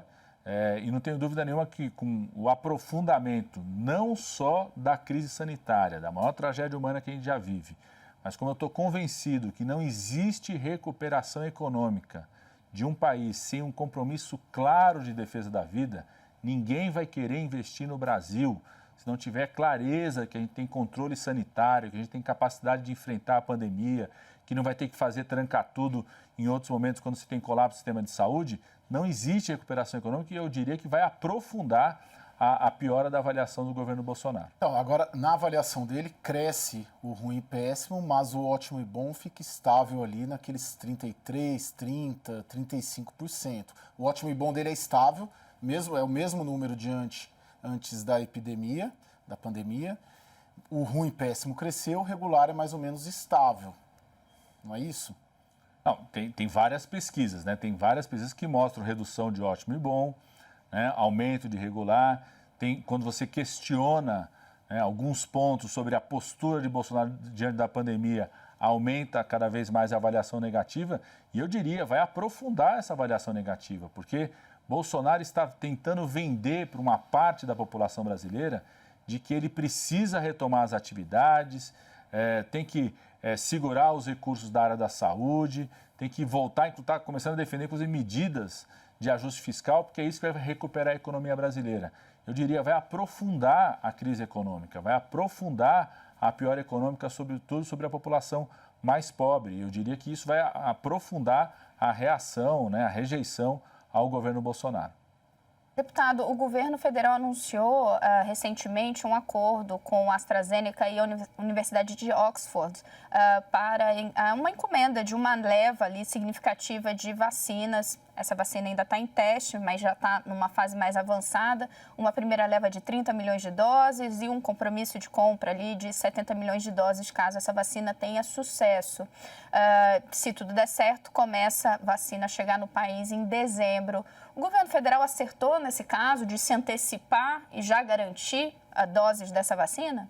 Primeiro, o governo federal demorou para responder ao primeiro convite feito, tanto os acordos tanto da Universidade de Oxford, né, a AstraZeneca enquanto empresa privada, a Unifesp, que foi a primeira universidade federal a participar dos estudos, e demorou para colocar a Fundação Oswaldo Cruz, né? Teve uma resposta tardia por parte do Ministério da Saúde. Eu celebrei quando saiu o anúncio, nós fizemos, inclusive, na comissão da Covid-19, uma reunião para apresentar esses dados. Isso mostra a força de instituições públicas no Brasil, instituições que existem por conta do SUS. Tanto esse projeto da vacina com Oxford, que do ponto de vista do que a OMS avalia, é a que está no estágio mais avançado de testes, quanto o acordo do Instituto Butantan com a estatal chinesa, que é um outro perfil de vacina, que são os dois que estão em estudo no nosso país. Está absolutamente correta a postura das instituições públicas, tanto a Fiocruz quanto o Instituto Butantan, que estão se utilizando, inclusive, Renata, de um mecanismo que foi aprovado na minha gestão quando ministro da Saúde. A gente fez, inclusive, na época, uma alteração na lei que permite exatamente isso, que uma instituição pública possa fazer o que nós chamamos da encomenda tecnológica, ou seja, o que a Fundação Oswaldo Cruz e o Instituto Butantan estão fazendo nesse momento é para poder participar do desenvolvimento dessa vacina, antecipar uma compra, um valor de investimento que é de desenvolvimento de tecnologia, de inovação, de conhecimento, de transferência de tecnologia, para fazer parte dessa produção da vacina. Tem uma questão ainda não resolvida nesses dois acordos, Renata, discutimos isso inclusive no âmbito da comissão da Covid-19, é se a transferência de tecnologia será aberta ou fechada. Isso tem um ponto fundamental, queria explicar sobre isso. Por exemplo, na H1N1, que foi 2009 e 2010, na época o Instituto Butantan já produzia, numa parceria internacional, uma vacina para gripe, né? E fornecia essa vacina para o Sistema Único de Saúde. Então foi mais rápido para adaptar a vacina, era só incluir um vírus novo, que era o H1N1. Nessa inclusão, 2010 e aí em 2011, quando eu estou no Ministério, a gente exigiu que a transferência de tecnologia da empresa privada fosse o que a gente chama de transferência de tecnologia aberta, ou seja, o registro ser feito para o Butantan. Porque aí o Butantan detém toda a tecnologia, detém o registro. Se a empresa internacional desistir, por exemplo, de fornecer a vacina para o Brasil, a vacina já era do Brasil com o Butantan. Então, essa é uma questão chave. se esse acordo está usando a Fiocruz apenas como uma barriga de aluguel para produzir no primeiro momento, depois a empresa internacional, se quiser aumentar o preço, pode aumentar, ou se o registro e o conjunto da tecnologia vai ficar com a Fundação Oswaldo Cruz, como foi feito em outros momentos no Brasil. Só para relembrar aqui, na H1N1, a pandemia começou em 2009, 2010 já tinha vacina, o Brasil foi o país que mais vacinou no sistema público no mundo inteiro. Foram mais de 100 milhões de pessoas vacinadas naquela época. Por quê? Porque o registro, a tecnologia já estava com o Instituto Butantan, com o SUS, a gente inclusive permitiu que a gente pudesse, ao longo dos anos, ir ampliando os grupos a receberem vacinas. Depois, professores passaram a receber, outros públicos passaram a receber essa vacinação. Então, a gente deter a tecnologia é fundamental. E tem uma outra questão fundamental também. Tanto vacina quanto medicamento que venham a ser descobertos para a Covid-19 tem que ser bens públicos. No caso da vacina do Butantan, a estatal chinesa já sinalizou isso, que o interesse dela é que seja um bem público. Se for de fato eficaz a vacina, vamos torcer para que seja eficaz, será um bem público. Infelizmente, nesse acordo ainda não está claro, desse acordo que envolve a Fiocruz, não está claro se é um bem público, nós temos que lutar para que seja um bem público, para que o conjunto da população tenha acesso a essa vacina, não seja algo restritivo para a população brasileira. Deputado, o senhor aponta aí o desastre da condução do presidente Jair Bolsonaro nessa pandemia e eu queria uma avaliação sua do adversário hoje, do principal adversário do presidente Jair Bolsonaro, o governador de São Paulo, João Dória, que tem uma forma de condução da pandemia completamente oposta, né? Dividir o Estado aí em regiões, né? Que são revistas periodicamente, os graus de abertura e de refluxo dessa abertura. Está certo o modo como João Dória está conduzindo a pandemia no estado de São Paulo? Primeiro, eu não concordo que ele seja o principal adversário. Acho que o principal adversário de Bolsonaro, político, se tivesse, né, uma disputa, eu acho que o Haddad, que foi quem disputou o segundo turno, tem a força política do PT, do campo da esquerda, né? Eu coloco só o Dória porque ele tem a caneta, né? Não, tá certo. E o Bolsonaro tem a caneta. Então, eles têm instrumentos para demonstrar políticas públicas, só isso. Mas também concordo que o Partido dos Trabalhadores é o outro polo aí também nesse meandro todo da política nacional. Mas, por favor. Não, tá certo. E eu queria ressaltar aqui, por exemplo, o papel dos governadores do Nordeste, o consórcio, que eu acho que tem tido uma medida bastante diferente do governo federal também. Eu quero ressaltar, eu diria que num primeiro momento o governo do estado de São Paulo teve uma postura maior de compromisso com a vida, de compromisso com a saúde pública, com a ampliação de leitos, um grande esforço em relação a isso, uma contraposição importante à postura do governo Bolsonaro. Quando o governo do estado de São Paulo anunciou as primeiras medidas de distanciamento, inclusive estava o ministro da Saúde do Bolsonaro, estava aqui no dia do anúncio, né? Então acho que teve uma postura importante, não só ele, mas o conjunto dos governadores. Infelizmente, diria de 30 dias para cá, eu sinto que o governo aqui do estado de São Paulo começou a se submeter a uma certa lógica de reabertura de algumas atividades econômicas que, a meu ver, não faz sentido. Por exemplo, os critérios por regiões, por exemplo, são questionáveis. Chegou, por exemplo, ter postura diferente da capital em relação ao conjunto da região metropolitana. E a gente que é morador de São Paulo sabe que as pessoas circulam na região metropolitana. Para mim não se explica shopping center abrir primeiro do que parque. Shopping center é lugar fechado, né? O risco de transmissão de doença respiratória é muito maior. Os parques são locais abertos, públicos, gratuitos. Não se explica para mim. Você desenvolve uma atividade, inclusive, saudável, importante para as pessoas, né? As pessoas podem dizer, mas você consegue controlar mais fácil o acesso ao shopping do que aos parques? Não, é só botar protocolos, como os países estão fazendo, limite de pessoas, educadores permanentes que podem orientar as atividades físicas. Então, eu questiono profundamente algumas das atitudes. E questiono também uma outra decisão que eu não considero correta por parte do governo do estado, por parte do próprio prefeito Bruno Covas na cidade de São Paulo, que ao invés de investir em ampliar estruturas permanentes do SUS, que vão ficar para a cidade de São Paulo, para o estado de São Paulo, no pós-pandemia, optou em alguns momentos em fazer estruturas transitórias. Por exemplo, para mim não faz sentido, não faz o menor sentido, na cidade de São Paulo, o hospital de campanha ter acontecido no Pacaembu e no Ibirapuera, quando o maior número de casos e mortes é na Zona Leste. O território da Brasilândia, que é um distrito aqui na Zona Noroeste, na periferia da Zona Noroeste da cidade de São Paulo, foi o bairro onde tem o maior número de mortes. Ali tem um hospital que está para ser aberto há 2 anos, pelo menos, que poderia estar aberto do SUS e poderia ter reduzido o número de mortes. Na Zona Oeste de São Paulo tem o Hospital Sorocabana, né, não tão longe, inclusive, do Pacaembu, que está para ser reaberto há 3 anos, poderia ter sido reaberto, funcionando de forma permanente para o SUS, ao invés de um hospital de campanha que fecha depois da pandemia. Então, isso eu faço uma crítica muito forte, essa postura dos governos tucanos, aqui no caso do Estado de São Paulo, no enfrentamento à pandemia. Mas de uma forma geral, Dória, na sua avaliação, conduziu e conduz melhor do que o Bolsonaro. Não só o Dória, a grande maioria dos governadores, acho que tem uma postura muito mais responsável dos governadores, independente dos partidos políticos, na condução da pandemia do que o presidente da República. Tanto no esforço de ampliação do atendimento à saúde, quanto todos eles constituíram comitês de especialistas buscando ouvir as proposições, enfrentaram a pressão do governo federal no primeiro momento sobre o distanciamento físico. Agora, vários deles não tomaram atitudes que eu defenderia. Por exemplo, ampliar os serviços permanentes do SUS.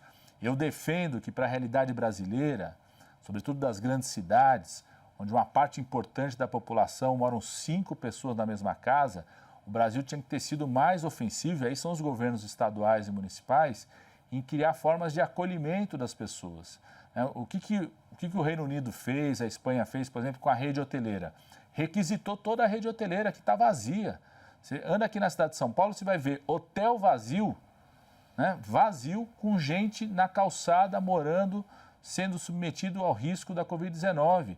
A gente poderia ter requisitado essa rede hoteleira para acolher as pessoas, tanto pessoas em situação de rua, acolher os profissionais de saúde que ficam com medo de dar o plantão e voltar infectado para casa, acolher os profissionais de serviços essenciais, motoristas de ônibus, setor de limpeza das cidades, que tem essa preocupação de expor os seus familiares, acolher nas grandes comunidades, né, nas grandes favelas.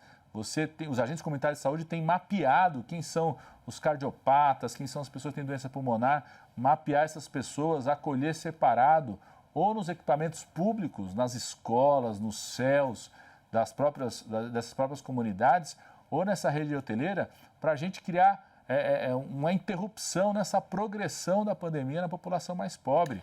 A morte por Covid nas grandes cidades do Brasil, ela tem endereço, é na periferia, nas áreas mais vulneráveis, ela tem cor, são os negros e negras, é a população mais vulnerável que mais sofre com isso.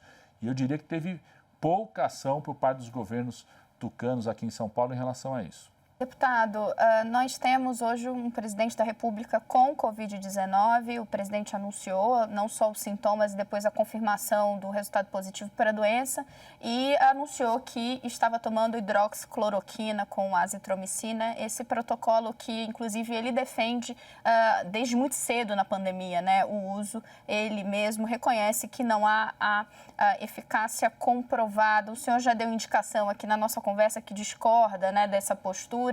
Aliados do presidente dizem que ele tem o direito de optar por acionar, né, esse protocolo, por tomar esse medicamento.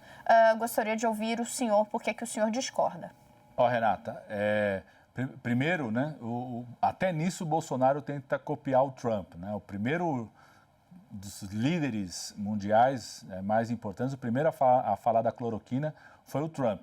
Interessante que não foi usado nos Estados Unidos, encaminharam mais de 2 milhões de comprimidos para o Brasil, o que é uma grande comprovação que, se fosse bom, de fato, eficaz, ele deveria ter deixado lá, não encaminhar para o Brasil os comprimidos, porque lá, inclusive, as agências de saúde não autorizaram a construção de protocolos em relação a isso.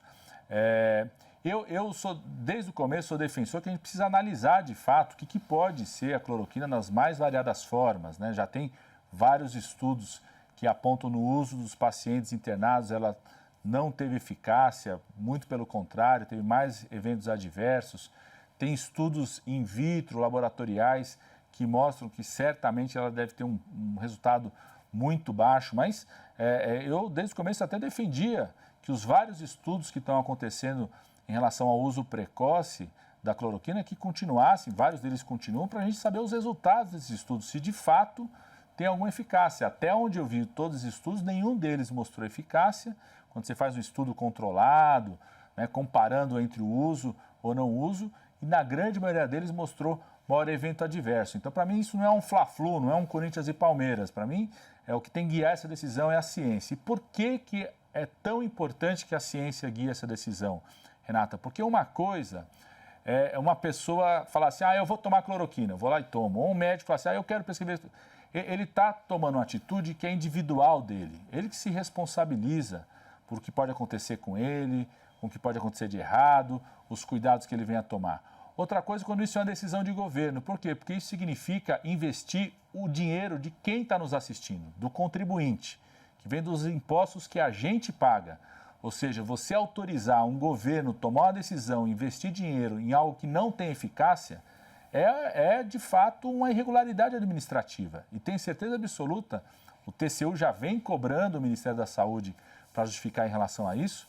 Aliás, é interessante que a resposta que o Ministério da Saúde fez, por exemplo, o STF, sobre o uso da cloroquina é completamente diferente do que o Ministério da Saúde e Bolsonaro defendem publicamente. Está tentando tirar, né, o corpo da história, dizendo que, na verdade, não está recomendando, é uma decisão que o profissional médico pode tomar. E é essa atitude que você espera de um chefe de Estado, né? Quando o chefe de Estado, ainda mais quando dá publicidade à atitude dele, né, ele está induzindo um conjunto de pessoas a tomar aquela atitude. Eu conheço, eu estou deputado, mas sou médico, continuo médico, sou professor universitário, continuo acompanhando pacientes, os meus alunos. Eu conheço vários colegas médicos que foram pressionados, por exemplo, pelo paciente. Ele fala assim, mas está mostrando aqui, eu quero receber essa medicação, né? E esse colega médico dizendo, não tem evidência científica e mais, né? Eu fiz um requerimento de informação sobre isso, formal, junto à presidência da Câmara, para que seja encaminhado ao Ministério da Saúde, pelas regras que tem, né? Não só o Ministério da Saúde, a Secretaria-Geral da Presidência da República, o Gabinete de Segurança Institucional, porque é interessante, né? Que o presidente da República tenta fazer um discurso de que está tranquilo, que é seguro, mas está fazendo 2 exames cardiológicos diariamente. Então, qual é o questionamento que eu fiz ao Ministério da Saúde? O Ministério da Saúde está recomendando o uso da cloroquina como está sendo feito com o presidente da República? No protocolo do Ministério da Saúde está lá dizendo, profissional médico, unidade de saúde, se você for usar esse medicamento tem que fazer 2 exames cardiológicos por dia? Certamente não tem nenhuma evidência sobre isso. Inclusive, esse foi o maior questionamento que eu fiz quando soltaram esse protocolo. Porque não tem o que a gente chama de um sistema de evento adverso. Quando você solta uma coisa como essa, uma recomendação do Ministério da Saúde, você tem que orientar lá na ponta o médico, a médica, a unidade de saúde, o gestor municipal, a própria população, a registrar eventos adversos, né? Ver se teve algum problema, tem que ser registrado, como que você vai monitorar o uso dessa medicação. Aquilo que eles estão fazendo com o presidente da República, mas não recomendam para a população como um todo e nem criam condições para isso, né? Então, quando a gente exige que um poder público, sobretudo o Ministério da Saúde, siga evidências científicas, é porque significa que o gasto do recurso, que é fruto do imposto de quem está nos assistindo, pode estar sendo mal utilizado para algo que não tem qualquer impacto. Agora, mais do que não ter qualquer impacto, que pode gerar reações adversas, como os vários estudos mostraram. Ou seja, pode complicar a situação de saúde da pessoa. E sabe o que me angustia muito, Renata? Essa talvez seja a expressão mesmo, que esse recurso poderia estar sendo investido para algo importante. Porque uma das questões mais importantes na Covid-19 é você identificar precocemente, o mais rápido possível, se aquela pessoa tem algum tipo de sinal de alerta que interessaria ter uma internação mais precoce. A gente precisa encerrar. Agradecemos muito a participação do senhor aqui nessa edição de O Ponto. Muito obrigado. Que agradeço, foi uma honra poder conversar com vocês e com quem nos assiste.